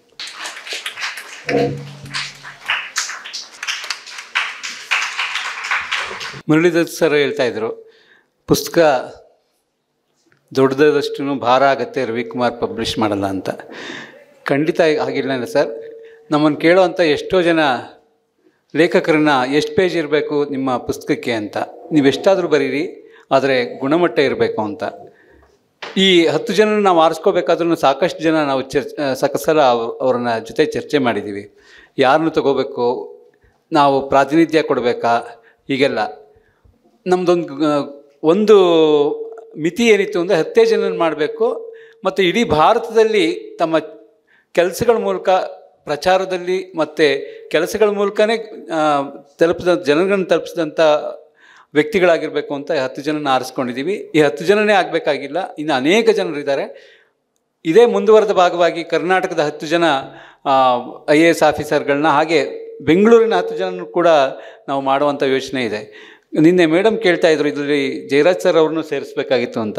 ಜಯರಾಜ್ ಅವರು ಇಡೀ ಬೆಂಗಳೂರಿನ ಸಮಾಜದ ಒಳ್ಳೆಯತನಕ್ಕಾಗಿ ಮಾಡಿದಂಥ ಕೆಲಸ ಇದೆಯಲ್ಲ, ಬಹಳ ಅಪರೂಪದ್ದದು. ಭಾರತೀಯ ವಿದ್ಯಾಭವನದಲ್ಲಿ ಪ್ರತಿ ತಿಂಗಳು ನಾವು ಅವರು ಸೇರ್ತಾ ಅನೇಕ ವಿಶೇಷವಾಗಿ ಶೈಕ್ಷಣಿಕ ಕೆಲಸಗಳಿಗೆ ಸಂಬಂಧಪಟ್ಟ ವಿಚಾರಗಳು ಬಂದಾಗೆಲ್ಲವೂ ಕೂಡ ಅವರು ಬಹಳ ಒಳನೋಟದ ವಿಚಾರಗಳನ್ನು ಅವರು ನೀಡ್ತಾ ಇರ್ತಾರೆ. ಭಾರತೀಯ ವಿದ್ಯಾಭವನದ ಒಂದು ಶಾಲೆಯನ್ನು ಕೂಡ ಶ್ರೀರಾಮಪುರಂ ಏರಿಯಾದಲ್ಲಿ ಒಂದು ಮಾಡಿದ್ದಾರೆ. ಅದು ಜಯರಾಜ್ ಅವರು ಇದ್ದಾಗಲೇ ಬೆಂಗಳೂರು ಮಹಾನಗರ ಪಾಲಿಕೆಯ ಜೊತೆಗೂಡಿ ಮಾಡಿದಂಥ ಒಂದು ಸಂಸ್ಥೆ ಅದು. ಇವತ್ತು ಸುಮಾರು 10 ವರ್ಷಗಳ ನಂತರ ನೋಡಿದರೆ ಇಡೀ ಏರಿಯಾದಲ್ಲಿ, ಶ್ರೀರಾಮಪುರದಲ್ಲಿ ಮೊದಲು ನಿಮ್ಮೆಲ್ರಿಗೂ ಗೊತ್ತಿರುವ ಹಾಗೆ ಕ್ರೈಮ್ ರೇಟ್ಸ್ ಜಾಸ್ತಿ ಇತ್ತು. ಇವತ್ತು ಪೊಲೀಸ್ ರಿಪೋರ್ಟ್ ಹೇಳುತ್ತೆ ಅಲ್ಲಿ ಕ್ರೈಮ್ ರೇಟ್ ಕಡಿಮೆ ಆಗಿದೆ ಅಂತ. ನಿಜವಾಗಿಯೂ ಅದು ಬಹಳ ದೊಡ್ಡ ಸಾಧನೆ ಅಂತ ನಾನು ಭಾವಿಸಿದ್ದೀನಿ. ಅಂದರೆ ಅಂಬೇಡ್ಕರ್ ಅವರ ಆಶಯ ಏನಾಗಿತ್ತಲ್ಲ, ಎಲ್ರಿಗೂ ಶಿಕ್ಷಣ ಕೊಟ್ಟರೆ ನಮ್ಮ ಸಮಾಜ ಸೃಷ್ಟಿ ಅಂತ. ಅಂತಹ ಕನಸುಗಳನ್ನು ಕೆಲವು IAS ಆಫೀಸರ್ಗಳು ಮಾಡ್ತಾ ಇರೋದು ಬಹಳ ದೊಡ್ಡ ಸಾಧನೆ ಅಂತ ಅನಿಸುತ್ತೆ. ಇವತ್ತು ಭಾಗ್ಯ ಏನಂತಂದರೆ 2 IAS ಆಫೀಸರ್ ಇದ್ದಾರೆ, 3 ಜನ ಬರಬೇಕಾಗಿತ್ತು. ಜಯರಾಜ್ ಅವರು ನಮ್ಮ ಜೊತೆಗೆ ಇರ್ತಾರೆ ಅಂತ ಅಂದ್ಕೊಂಡಿದ್ದೀನಿ. ಈ ಥರದ ಅನೇಕ ಚಟುವಟಿಕೆಗಳನ್ನು ನಾವು ಅನ್ನದಾನೇಶ್ ಅವರು ನೀಡುವಂಥ ಸಹಕಾರದ ನೆಲೆಯಲ್ಲಿ ನಾವು ಮುಂದುವರಿಸ್ಕೊಂಡು ಹೋಗ್ತೀವಿ. ವಿಶೇಷವಾಗಿ IAS KAS ಮುಂತಾದ ಸ್ಪರ್ಧಾತ್ಮಕ ಪರೀಕ್ಷೆಗಳಲ್ಲಿ ಆಸಕ್ತಿ ಇರುವಂಥ ವಿದ್ಯಾರ್ಥಿಗಳಿಗೆ ಒಂದು ವಿಶೇಷ ತರಬೇತಿಯನ್ನು ನೀಡುವಂಥ ಒಂದು ಕೆಲಸವನ್ನು ಕೂಡ ನಾವು ಮಾಡ್ಬೋದು ಅಂತ ಭಾವಿಸಿದ್ದೀನಿ. ಶ್ರೀ ಅನಿಲ್ ಗೋಕಾಕ್ ಅವರು ಈಗ ಕೆಲವು ಮಾತುಗಳನ್ನ ಆಡಬೇಕು ಅಂತ ಕೇಳ್ತಿದ್ದೀನಿ. ಅದಕ್ಕೆ ಮುಂಚೆ 2 ಘಟನೆಗಳನ್ನು ಮಾತ್ರ ನಾನು ನಿಮ್ಮ ಮುಂದೆ ಹೇಳೋಕ್ಕೆ ಇಷ್ಟಪಡ್ತಾಯಿದ್ದೀನಿ.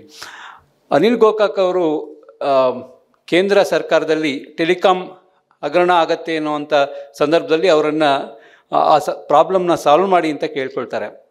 ಹಿಂದಿನ ದಿನ ರಾತ್ರಿ ಅವರು ಹೋಗಿ ಮಾರುಕಟ್ಟೆಗೆ ಹೋಗಿ ಟೆಲಿಕಾಂ ಬಗ್ಗೆ ಯಾವ ಪುಸ್ತಕಗಳಿದೆ, ಪ್ರಾಥಮಿಕ ಹಂತದ ಪುಸ್ತಕಗಳಿದೆ, ಅದನ್ನು ಹೋಗಿ ಅವರು ಕೊಂಡ್ಕೊಂಡು ಬಂದು ರಾತ್ರಿಯೆಲ್ಲ ಓದಿ ಬೆಳಗಿನ ದಿನ ಆ ಪ್ರಾಬ್ಲಮ್ನ ಸಾಲ್ವ್ ಮಾಡ್ತಾರೆ. ಕಗ್ಗಂಟಾಗಿರುವಂಥ ಸಮಸ್ಯೆಯನ್ನು ಅವರು ನಿವಾರಿಸ್ತಾರೆ. ಯಾಕೆ ಈ ಮಾತು ಹೇಳ್ತೀನಿ ಅಂತಂದರೆ, ನಾವು ಯಾವಾಗಲೂ ಸಮಸ್ಯೆಯ ಮೂಲಕ್ಕೆ ಹೋಗಬೇಕು ಅಂತ. ನೀವೆಲ್ಲ ವಿದ್ಯಾರ್ಥಿಗಳಾಗಿರೋದ್ರಿಂದ ನಾವು ಮೊದಲನೇದಾಗಿ ಮಾಡಬೇಕಾಗಿರೋಂಥ ಕೆಲಸ ಸಮಸ್ಯೆ ಎಲ್ಲಿದೆ ಅಂತ ಹುಡುಕೋದು. ಅದನ್ನು ಹುಡುಕಿದ್ರೆ ಪ್ರಾಬ್ಲಮ್ ಸಾಲ್ವ್ ಆಗುತ್ತೆ ಅಂತ. ಇನ್ನೊಮ್ಮೆ ಅವರು ಯಾವುದೋ ಒಂದು ಗುಡ್ಡಗಾಡು ಪ್ರದೇಶದಲ್ಲಿ ಒಬ್ಬ ರಾಜಕಾರಣಿ ಮಂತ್ರಿ ಬರ್ತಾ ಇರ್ತಾರೆ.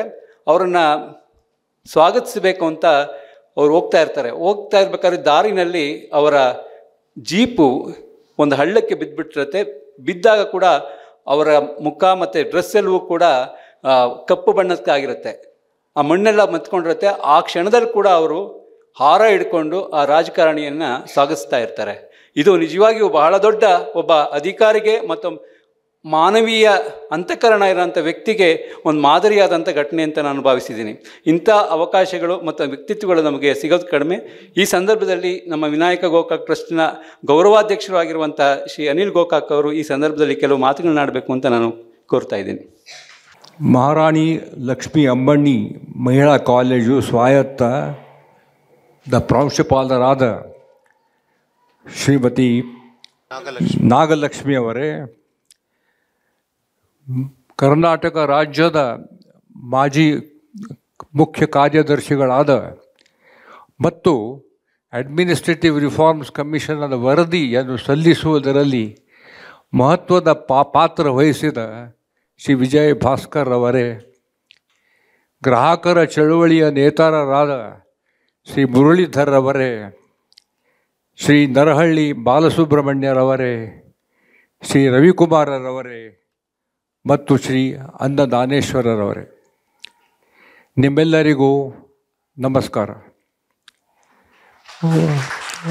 ವೈಯಕ್ತಿಕವಾಗಿ ನಾನು ಈ ಗೌರವಕ್ಕೆ ಎಷ್ಟು ಪಾತ್ರವೋ ಇಲ್ಲವೋ ನನಗೂ ಗೊತ್ತಿಲ್ಲ.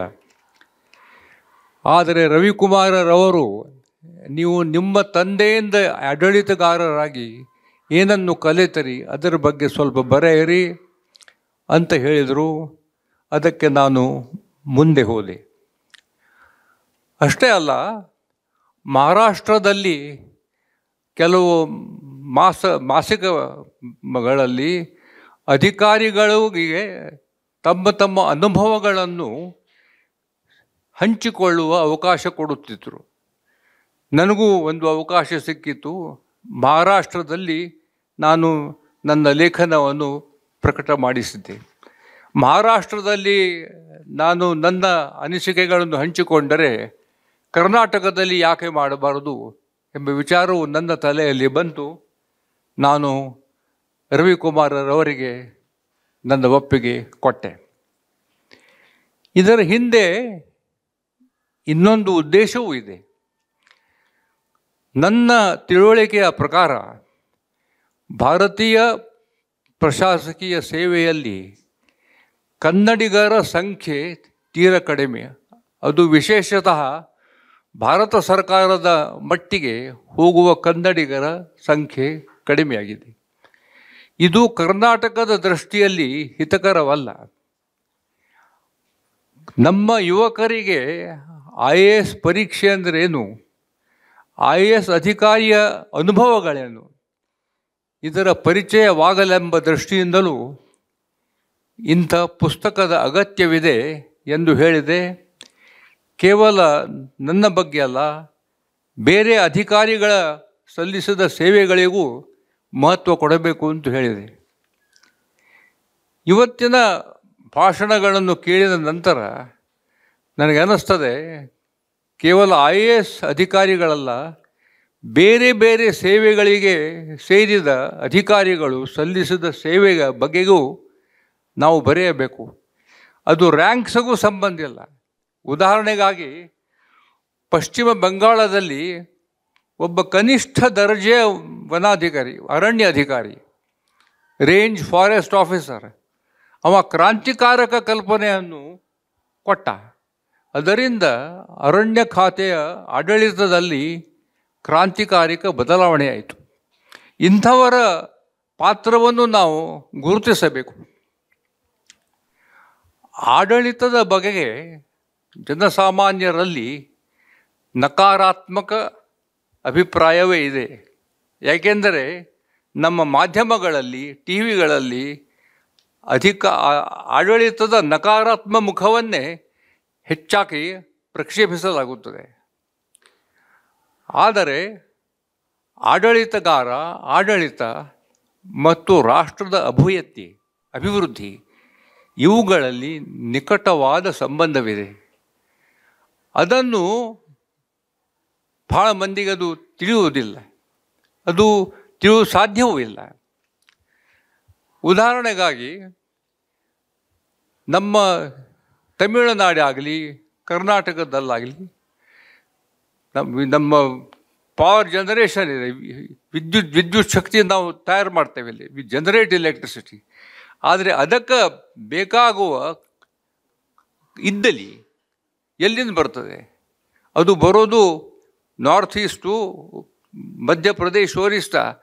ಇವುಗಳನ್ನು ಸಕಾಲಿಕವಾಗಿ ಫ್ಯಾಕ್ಟರೀಸ್ಗಳಿಗೆ, ಪವರ್ ಸ್ಟೇಷನ್ಸ್ಗೆ ತಲುಪಿಸಲು ಎಷ್ಟು ಕಷ್ಟಪಡಬೇಕಾಗ್ತದೆ ಅಧಿಕಾರಿಗಳು. ಅದರ ಕಲ್ಪನೆ ಕೇವಲ ದಿಲ್ಲಿಯಲ್ಲಿ ಕೆಲಸ ಮಾಡಿದವರಿಗೆ ಗೊತ್ತು. ನಾನು ಆ ಕೆಲಸವನ್ನು ಅಲ್ಲಿ ಮಾಡಿದ್ದೆ. ನಾವು ಕಂಪ್ಲೇಂಟ್ ಮಾಡ್ತೀವಿ, ಎಲೆಕ್ಟ್ರಿಸಿಟಿ ಇಲ್ಲ, ಕರೆ ಅದದು. ಆದರೆ ಈ ದೈನಂದಿನ ಸಿಗ್ತದಲ್ಲ, ಅದಕ್ಕೆ ಕಾರಣ ಈ ಅಧಿಕಾರಿಗಳು ದಿಲ್ಲಿಯೊಳಗೆ ಕೂತಿದ್ದು ಅವರು ವಹಿಸಿರುವ ಪರಿಶ್ರಮದ ಫಲ ಇದು. ಆಡಳಿತಗಾರ ಜನಪ್ರತಿನಿಧಿಗಳ ಕನಸುಗಳನ್ನು ನನಸು ಮಾಡುವುದಕ್ಕೆ ಇದ್ದ ಒಬ್ಬ ಉಪಕರಣ. ಅವರ ಕನಸುಗಳನ್ನು ನನಸಾಗಿಸುವುದು ಆಡಳಿತಗಾರನ ಕರ್ತವ್ಯ.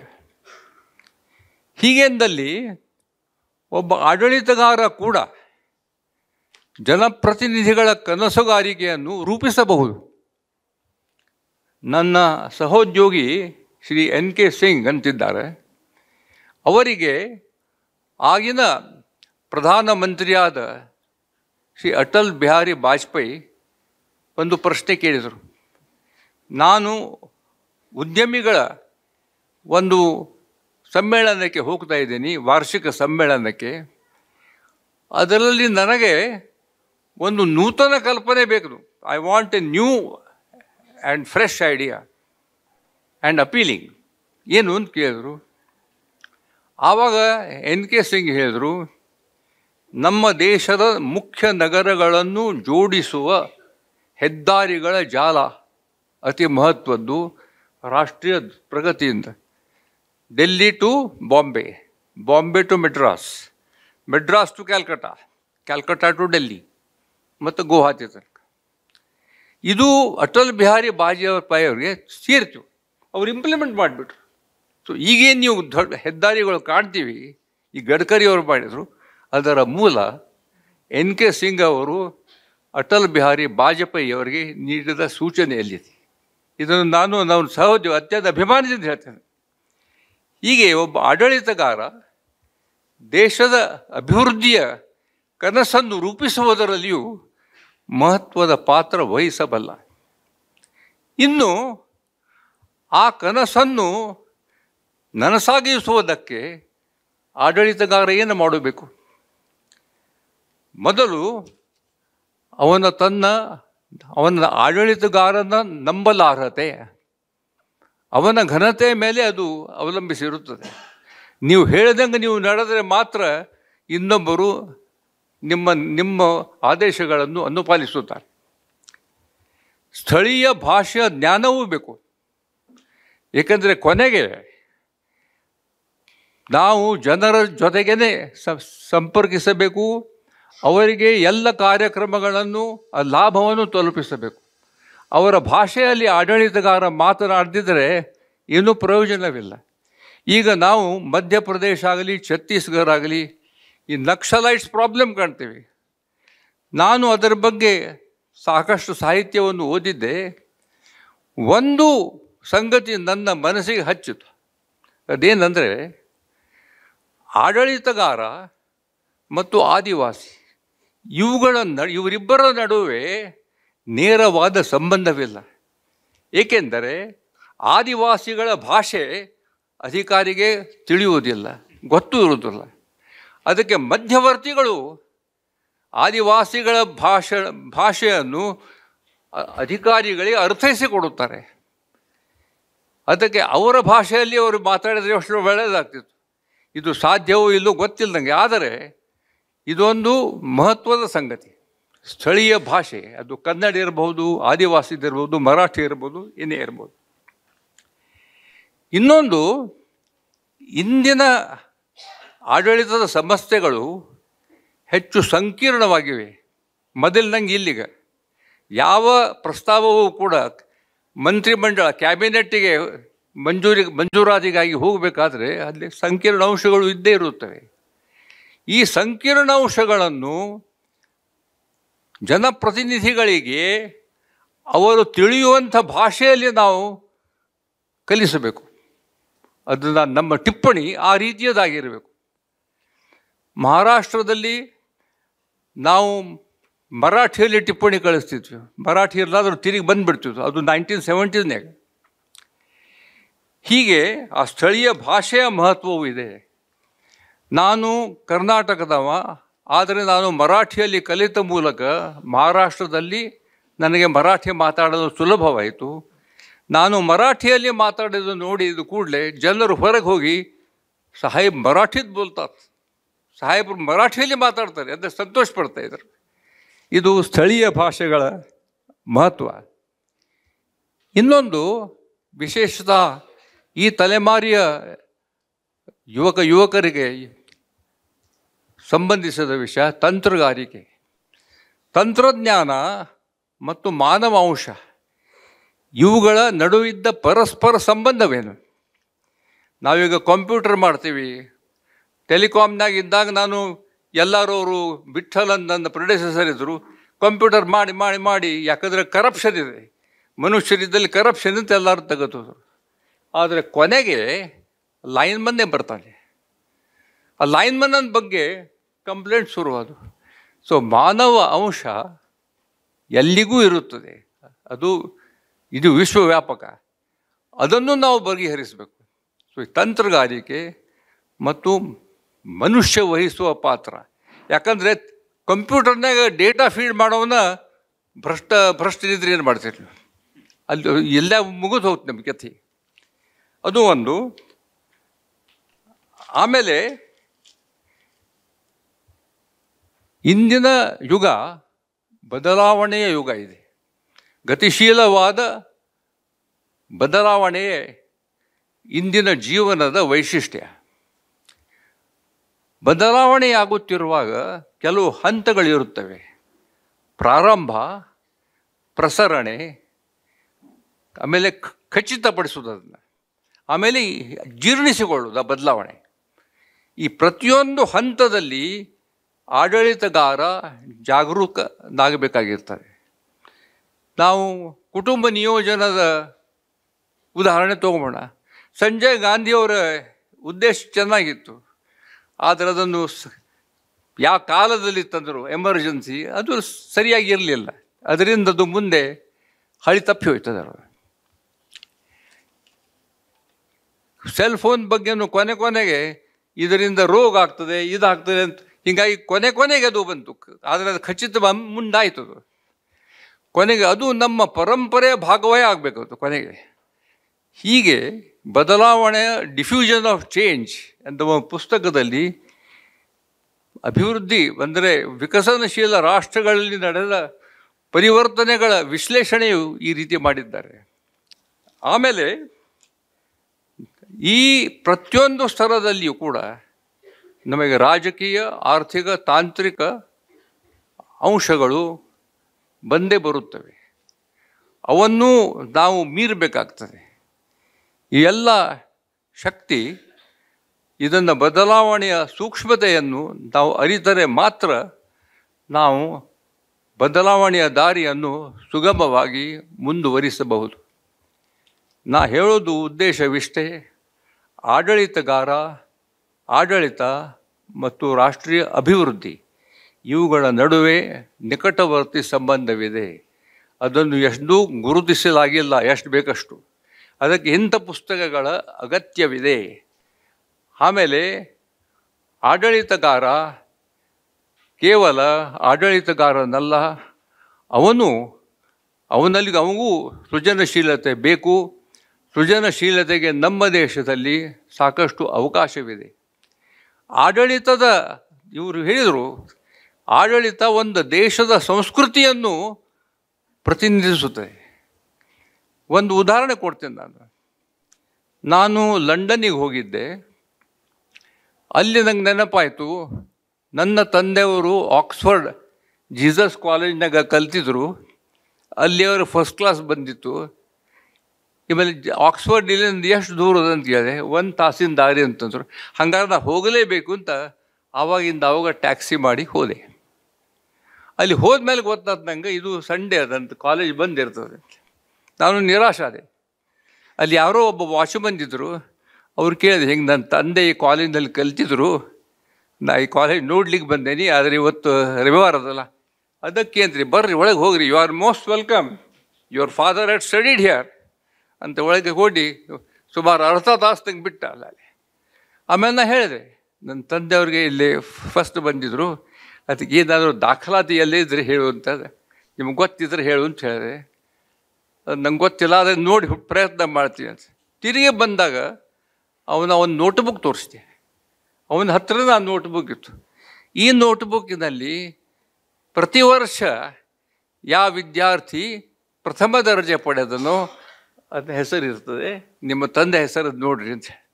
ಆವಾಗ 1938ದಲ್ಲಿ ನಮ್ಮ ತಂದೆ ಹೆಸರನ್ನು ನಾನು ನೋಡಿದೆ. ಅವರ ಹಸ್ತಾಕ್ಷರದಲ್ಲಿ ಅದು ಬರೆದಿತ್ತು. ಅಷ್ಟೇ ಅಲ್ಲ, ನಿಮ್ಮ ತಂದೆಯ ಕಾಲದಲ್ಲಿ ಇದ್ದ ಕೆಲವು ಪ್ರಾಧ್ಯಾಪಕರು ಇನ್ನೂ ಇರಬಹುದು, ಅವರ ಬಗ್ಗೆ ನಿಮಗೆ ಏನಾದರೂ ಬೇಕಾಗಿದ್ರೆ ಈ ಪುಸ್ತಕದಲ್ಲಿ ಮಾಹಿತಿ ಸಿಗಬಹುದು ಅಂತ ಕೊಟ್ಟೆ. ಇದು ಆ ದೇಶದ ಆಡಳಿತ ಮತ್ತು ಸಂಸ್ಕೃತಿಯ ಒಂದು ಚಿಹ್ನ. ನಾವು ಇಲ್ಲಿ ಸೆಕ್ಯೂರಿಟಿ ಗಾರ್ಡ್ ಹೋಗೋದು ಏನು ತರ್ತಾರೆ, ಯಾಕೆ ಬಂದಿರ ನೀವು ಇಲ್ಲಿ, ಇವತ್ತು ರವಿವಾರ ಅದ, ಇಷ್ಟು ತಿಳಿದಿಲ್ಲ ನಿಮಗೆ ಅಂತ ಹೆಂಗೆ ಕಳಿಸಿಬಿಡ್ತಾರೆ. ಇದು ದೇಶದ ಸಂಸ್ಕೃತಿ. ಹೆಚ್ಚು ನಾನು ಮಾತಾಡುವುದಿಲ್ಲ. ಒಬ್ಬ ಆಡಳಿತಗಾರ ಜನರಿಗೆ ಹೇಗೆ ಸಹಾಯ ಮಾಡಬಹುದು ಎಂಬ ನನ್ನದೇ ಒಂದು ಚಿಕ್ಕ ಉದಾಹರಣೆ ಕೊಡ್ತೀನಿ. ಒಮ್ಮೆ ಮುಂಬೈಯಲ್ಲಿ ನಾನು ಆಫೀಸಿಗೆ ಬರ್ತಿದ್ದೆ, ಊಟ ಮಾಡಿ ಬರ್ತಿದ್ದೆ. ಆವಾಗ ಒಬ್ಬ ಹೆಂಗಸಿನ ಕೈಯಲ್ಲಿ ಮಗು ಕೊಂಟು. ಆ ಹೆಂಗಸು ಆಮೇಲೆ ಗೊತ್ತಾಯ್ತಂಗೆ ಸುಮಾರು 4 ತಾಸು ಏರ್ಪೋರ್ಟ್ನಿಂದ ಬಂದಿದ್ಲು. ನನ್ನ ಸಲುವಾಗಿ ಒಟ್ಟಿಗೆ 4-5 ತಾಸು ಕಳೆದಿದ್ಲು. ಅದು ಯಾಕೆ ಅಂತ ಕೇಳಿದೆ ಗೊತ್ತಾಯಿತು. ಆವಾಗ ಬರೇ ಮಕ್ಕಳ ಹೆಸರು ಇರಬೇಕು ವೀಸಾದೊಳಗೆ.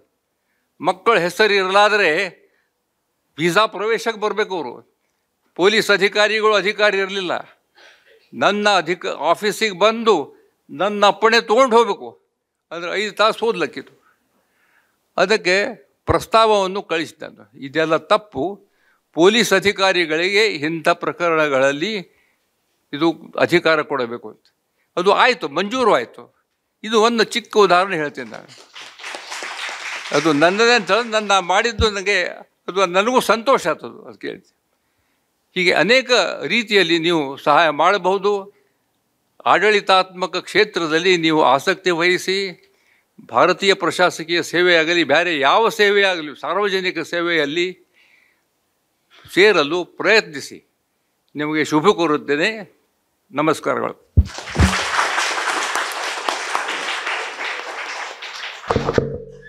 ಶ್ರೀ ಅನಿಲ್ ಗೋಕಾಕ್ ಅವರಿಗೆ ಧನ್ಯವಾದಗಳು. ಅನಿಲ್ ಗೋಕಾಕ್ ಅವರು ಮಾತಾಡ್ತಾ ಇದ್ದರೆ ಇನ್ನೂ ಕೇಳಬೇಕು ಅಂತ ಅನಿಸುತ್ತಲ್ವಾ. ಅವರು ಓದಿದ್ದೆಲ್ಲ ಮಹಾರಾಷ್ಟ್ರದಲ್ಲಿ ಮತ್ತು ಕೆಲಸ ಮಾಡಿದ್ದು ಕೂಡ ಬೆಂಗಳೂರಿನ ಹೊರಗೇನೆ.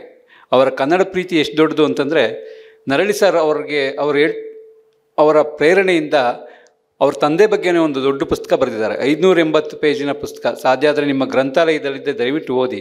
ಗೋಕಾಕ್ ಅವರ ಸಮಗ್ರ ಚಿತ್ರ ನಿಮಗೇನಾದರೂ ಬೇಕಾದರೆ ಆ ಪುಸ್ತಕದಲ್ಲಿ ಸಿಗುತ್ತೆ.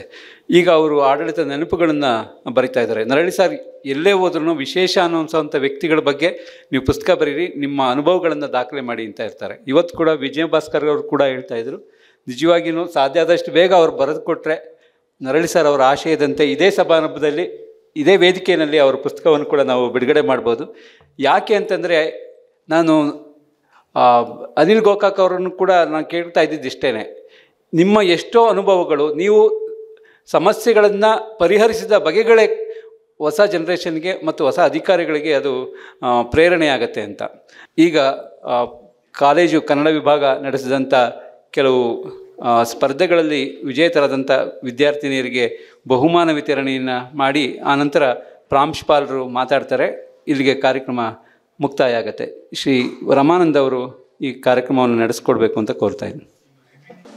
ರವಿ ಅವರಿಗೆ ಧನ್ಯವಾದಗಳು. ಈ ಸ್ಪರ್ಧೆಗಳು ನಡೆದಿದ್ದು ಕಲಾ ವಿಭಾಗದಿಂದ. ಅನಾಯಾಸವಾಗಿ ನಿವೃತ್ತ IAS ಆಫೀಸರ್ಗಳು ನಮ್ಮ ಕಾಲೇಜಿಗೆ ಬಂದಿದ್ದಾರೆ. ಅವರಿಂದ ಯಾಕೆ ನಮ್ಮ ವಿದ್ಯಾರ್ಥಿಗಳಿಗೆ ಬಹುಮಾನ ಕೊಡಿಸ್ಬಾರ್ದು ಅಂತ ಹೇಳಿ ಅಂದ್ಕೊಂಡ್ವಿ. ದಯಮಾಡಿ ಎಲ್ಲ ಗಣ್ಯರು ಕೂಡ ನಮ್ಮ ವಿದ್ಯಾರ್ಥಿಗಳಿಗೆ ಬಹುಮಾನವನ್ನು ಕೊಡಬೇಕು ಅಂತ ಕೇಳ್ಕೊತೀನಿ. ಹಿಸ್ಟ್ರಿ ಮಾಡೆಲ್ನಲ್ಲಿ ಫಸ್ಟ್ ಪ್ರೈಸ್ ಬಂದಿರತಕ್ಕಂಥ ಮಧುಮಿತ ಮತ್ತು ತಂಡದವರು, ಇವರಿಗೆ ಅನಿಲ್ ಗೋಕಾಕ್ ಸರ್ ಅವರು ಬಹುಮಾನವನ್ನು ನೀಡಬೇಕು ಅಂತ ಕೇಳ್ಕೊತೀನಿ. ವಿದ್ಯಾರ್ಥಿಗಳು ವೇದಿಕೆಗೆ ಬಂದು ಬಹುಮಾನವನ್ನು ಸ್ವೀಕರಿಸಬೇಕು. ಎರಡನೇ ಬಹುಮಾನ ಹರ್ಷಿತಾ ಮತ್ತು ತಂಡ, history model. Second prize Harshita ಮತ್ತು ತಂಡ. ಇವರಿಗೆ ವಿಜಯ ಭಾಸ್ಕರ್ ಸರ್ ಅವರು ಬಹುಮಾನ ವಿತರಿಸಬೇಕು ಅಂತ ಕೇಳ್ಕೊತೀನಿ. ನೆಕ್ಸ್ಟು ಎಕನಾಮಿಕ್ಸ್ ಮಾಡೆಲ್ಸ್ ಮಾಡಿದಂಥ ವಿದ್ಯಾರ್ಥಿಗಳು ಪದ್ಮಾ ಮತ್ತು ತಂಡದವರು, ಪದ್ಮಾ ಮತ್ತು group, Padma and group irrigation project first prize. ಇದನ್ನು ಮುರಳೀಧರ್ ಸರ್ ಅವರು ಕೊಡಬೇಕು ಅಂತ ಕೇಳ್ಕೊತೀನಿ.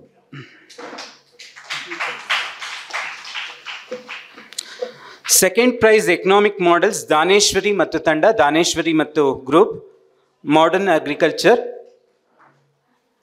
ಈ ಬಹುಮಾನವನ್ನು ಡಾಕ್ಟರ್ ನರಹಳ್ಳಿ ಬಾಲಸುಬ್ರಹ್ಮಣ್ಯಂ ಅವರು ಕೊಡಬೇಕು ಅಂತ ಕೇಳ್ಕೊತೀನಿ. ಮುಂದಿಂದು ಪೊಲಿಟಿಕಲ್ ಸೈನ್ಸ್ ನಾಗರತ್ನ ಮತ್ತು ತಂಡ, ರೆಡ್ ಫೋರ್ಟ್ ಮಾಡಿದಂಥವರು. ಇದನ್ನು ನಮ್ಮ ಕಾಲೇಜಿನ ಪ್ರಾಂಶುಪಾಲರಾದಂಥ ಡಾಕ್ಟರ್ ನಾಗಲಕ್ಷ್ಮಿ ಮೇಡಮ್ ಅವರು ಕೊಡಬೇಕು ಅಂತ ಕೇಳ್ಕೊತೀನಿ. ಪೊಲಿಟಿಕಲ್ ಸೈನ್ಸ್ ಸೆಕೆಂಡ್ ಪ್ರೈಸ್ ಯುಕ್ತ ಮತ್ತು ತಂಡ, ಯುಕ್ತ ಮತ್ತು ತಂಡ, ನ್ಯೂ ಪಾರ್ಲಿಮೆಂಟ್. ಇವರಿಗೆ ನಮ್ಮ ಆಡಳಿತಾಧಿಕಾರಿಯಾದಂಥ ಡಾಕ್ಟರ್ ಅನ್ನದಾನೇಶ್ ಅವರು ಬಹುಮಾನವನ್ನು ಕೊಡಬೇಕು ಅಂತ ಕೇಳ್ಕೊತೀನಿ. ಬಹುಮಾನ ಸ್ವೀಕರಿಸಿದ ಎಲ್ಲ ವಿಜೇತ ವಿದ್ಯಾರ್ಥಿಗಳಿಗೂ ಮತ್ತೊಮ್ಮೆ ಅಭಿನಂದನೆಗಳು. ಈಗ ನಮ್ಮ ಈ ಕಾರ್ಯಕ್ರಮವನ್ನು ಕುರಿತು ನಮ್ಮ ಕಾಲೇಜಿನ ಪ್ರಾಂಶುಪಾಲರಾದಂಥ ಡಾಕ್ಟರ್ ನಾಗಲಕ್ಷ್ಮಿ ಅವರು ಒಂದೆರಡು ಮಾತಾಡಬೇಕು ಅಂತ ಕೇಳ್ಕೊತೀನಿ. ಎಲ್ರಿಗೂ ನಮಸ್ಕಾರ. ಇವತ್ತು ನಿಜವಾಗ್ಲೂ ಮಹಾರಾಣಿ ಲಕ್ಷ್ಮಿ ಅಮ್ಮಣಿ ಮಹಿಳಾ ವಿದ್ಯಾಲಯಕ್ಕೆ ಒಂದು ಸುದಿನ ಅಂತಲೇ ನಾನು ಹೇಳಬೇಕಾಗುತ್ತೆ. ಯಾಕೆ ಅಂದರೆ ನಮ್ಮ ಶ್ರೀಯುತ ಮುರಳೀಧರ್ ಅವರು ಹೇಳ್ದಂಗೆ ಒಂದು IAS ಆಫೀಸರ್ ಆಗೋದು ಒಂದು ಕನಸು. ಆ ಕನಸು ನಾನು ಕಂಡಿದ್ದೆ, ಬಟ್ ಅದು ನನಗೆ ನೆರವೇರಲಿಲ್ಲ. ಸೊ ಕಾರಣಾಂತರಗಳು ಇದ್ದಾವೆ ಅದಕ್ಕೆ. ಸೊ ಆದುದರಿಂದ ಅಟ್ಲೀಸ್ಟ್ ನಾನು today I am in the midst of all the IAS officers ಅಂತ ನನಗೆ ಒಂದು ತುಂಬ ಹೆಮ್ಮೆ ತಂದಿದೆ ಇವತ್ತು. ಸೊ ವೇದಿಕೆ ಮೇಲಿನ ಎಲ್ಲ ಗಣ್ಯರಿಗೂ ನನ್ನ ನಮಸ್ಕಾರ. ಇಂದು ಶ್ರೀ YG ಮುರಳೀಧರನ್ ಅವರ ಆಧುನಿಕ ಭಾರತದ ರೂವಾರಿಗಳು, ಪ್ರತಿಭೆ, ಪರಿಶ್ರಮ ಮತ್ತು ಪರಿಣಿತಿ ಎಂಬ ಶ್ರೀ ಅನಿಲ್ ಗೋಕಾಕ್ ಅವರ ಗೌರವ ಗ್ರಂಥ ನಮ್ಮ ಕಾಲೇಜಿನಲ್ಲಿ ಬಿಡುಗಡೆಯಾಗುತ್ತಿರುವುದು ನಮಗೆ ತುಂಬ ಹೆಮ್ಮೆಯ ಮತ್ತು ಸಂತೋಷದ ವಿಷಯ. ಇದರಲ್ಲೂ 10 IAS ಅಧಿಕಾರಿಗಳ ಸಂಕ್ಷಿಪ್ತ ಜೀವನ ಕಥನೆ ಇದೆ. ಇದು ನಿಜಕ್ಕೂ ಸಹ ವಿದ್ಯಾರ್ಥಿಗಳಿಗೆ, ಅದರಲ್ಲೂ ವಿಶೇಷವಾಗಿ IAS ಅಧಿಕಾರಿಗಳಾಗಬೇಕೆಂದು ಆಕಾಂಕ್ಷೆ ಹೊಂದಿರುವ ವಿದ್ಯಾರ್ಥಿಗಳಿಗೆ ಸ್ಫೂರ್ತಿ ಮತ್ತು ಪ್ರೇರಣೆ ಎಂದು ಹೇಳಿದರೆ ತಪ್ಪಾಗುವುದಿಲ್ಲ. ಇಂತಹ ಉತ್ತಮ ಗ್ರಂಥವನ್ನು ತಂದಂತಹ YG ಮುರಳೀಧರ್ ಅವರಿಗೆ ಹೃದಯಪೂರ್ವಕ ಅಭಿನಂದನೆಗಳು ನಮ್ಮ ಸಂಸ್ಥೆ ಪರವಾಗಿ ನಾನು ಸಲ್ಲಿಸ್ತಾ ಇದ್ದೀನಿ. ಶ್ರೀ ಅನಿಲ್ ಗೋಕಾಕ್ ಅವರು ನಮ್ಮೊಂದಿಗೆ ಇದ್ದಾರೆ. ಇವರು ಜ್ಞಾನಪೀಠ ಪ್ರಶಸ್ತಿ ಪುರಸ್ಕೃತ ವಿನಾಯಕ ಕೃಷ್ಣ ಗೋಕಾಕ್ ಅವರ ಮಗ. ಅಲ್ಲದೆ ಇವರು ಪ್ರಾಮಾಣಿಕ, ಸರಳ, ಸುಸಂಸ್ಕೃತ, ಯಶಸ್ವಿ IAS ಅಧಿಕಾರಿ. ಇವರನ್ನು ಕುರಿತು ಗೌರವ ಗ್ರಂಥ ನಮ್ಮ ಕಾಲೇಜಿನಲ್ಲಿ ಬಿಡುಗಡೆಯಾಗಿರುವುದು ನಮ್ಮ ಭಾಗ್ಯ. ಸರ್, ತಮಗೆ ಗೌರವ ವಂದನೆಗಳು. ಶ್ರೀ ಅನಿಲ್ ಸರ್ ಅವರ ಶ್ರೀಮತಿ ಸಹ ಈ ಕಾರ್ಯಕ್ರಮಕ್ಕೆ ಬಂದಿದ್ದಾರೆ. ಮೇಡಮ್, ತಮಗೂ ಸಹ ಗೌರವ ನಮನಗಳು. ಇವತ್ತು ನಮ್ಮೊಂದಿಗೆ ಮತ್ತೊಬ್ಬ ಪ್ರಾಮಾಣಿಕ, ದಕ್ಷ ಹಾಗೂ ಜನಪ್ರಿಯ ನಿವೃತ್ತ IAS ಅಧಿಕಾರಿ ಶ್ರೀ TM ವಿಜಯ್ ಭಾಸ್ಕರ್ ಸರ್ ಇದ್ದಾರೆ. ಅವರಿಗೂ ನನ್ನ ಪ್ರೀತಿಯ ನಮಸ್ಕಾರಗಳು. ನಮ್ಮ ಕಾಲೇಜಿನ managing trustee Shri K Jayaraj ರವರು ಸಹ ನಿವೃತ್ತ IAS ಅಧಿಕಾರಿಗಳೆಂದು ಹೇಳಲು ಹೆಮ್ಮೆ ಪಡ್ತೀನಿ. ಮತ್ತು ಈ ಒಂದು ಕಾರ್ಯಕ್ರಮಕ್ಕೆ ಅವಕಾಶ ಮಾಡಿಕೊಟ್ಟಂತಹ ನಮ್ಮ ಶ್ರೀಯುತ K ಜಯರಾಜ್ ಅವರಿಗೆ ನಾನು ಅಭಿನಂದಿಸುತ್ತೇನೆ. ನಾನು ನಮಸ್ಕಾರಗಳನ್ನು ಹೇಳುತ್ತೇನೆ. ಯಾಕೆಂದರೆ ಈ ಒಂದು ಕಾರ್ಯಕ್ರಮ ನಮ್ಮ ವಿದ್ಯಾರ್ಥಿಗಳಿಗೆ ಮುಂದಿನ IAS ಆಗಬೇಕು ಅನ್ನೋ ಪ್ರೇರಣೆ ಏನು ಬರುತ್ತೆ, ಇಂಥ ಕಾರ್ಯಕ್ರಮಗಳಿಂದ ಬರುತ್ತೆ ಅದು. ಸೊ ಮುಂದಕ್ಕೆ ನಮ್ಮ ಕಾಲೇಜಿನಲ್ಲೂ IAS ಅಧಿಕಾರಿಗಳು ಹೇಳ್ದಂಗೆ ಒಂದು ವುಮೆನ್ IAS ಆಫೀಸರ್ಗಳು ನಮ್ಮ ಕಾಲೇಜಿನಲ್ಲಿ ಯಾರೂ ಇಲ್ಲ. ಹಿಂದೆ ನಮ್ಮ ಕಾಲೇಜಿನಲ್ಲಿ KAS ಆಫೀಸರ್ಗಳು ತುಂಬ ಇದ್ದಾರೆ. ಸೊ ಆದುದರಿಂದ ನನ್ನ ಆಸೆ ಕೂಡ, ಸೊ ಇಂಥವರ ಮೋಟಿವೇಶನ್ನು ಮತ್ತು ಇನ್ಸ್ಪಿರೇಷನ್ ಇವತ್ತು ಏನು ತೊಗೊಂಡಿದ್ದೀರೋ ದಯವಿಟ್ಟು ಒಂದು IAS ಗಮನಕ್ಕೆ IAS ಆಗೋದಕ್ಕೆ ಗಮನ ಕೊಡಿ. ಮತ್ತು ನಮ್ಮ ಶ್ರೀ ರವಿಕುಮಾರ್ ಅವರು ಹೇಳಿದಂಗೆ ಅದಕ್ಕೂ ತರಬೇತಿ ಕೊಡ್ತಾರೆ ಈ ಸಂಸ್ಥೆ. ಸೊ ಅದರ ಉಪಯೋಗ ಪಡಿಸ್ಕೊಳ್ಳಿ ಅಂತ ನಾನು ಹೇಳ್ತೀನಿ ಇಲ್ಲಿ.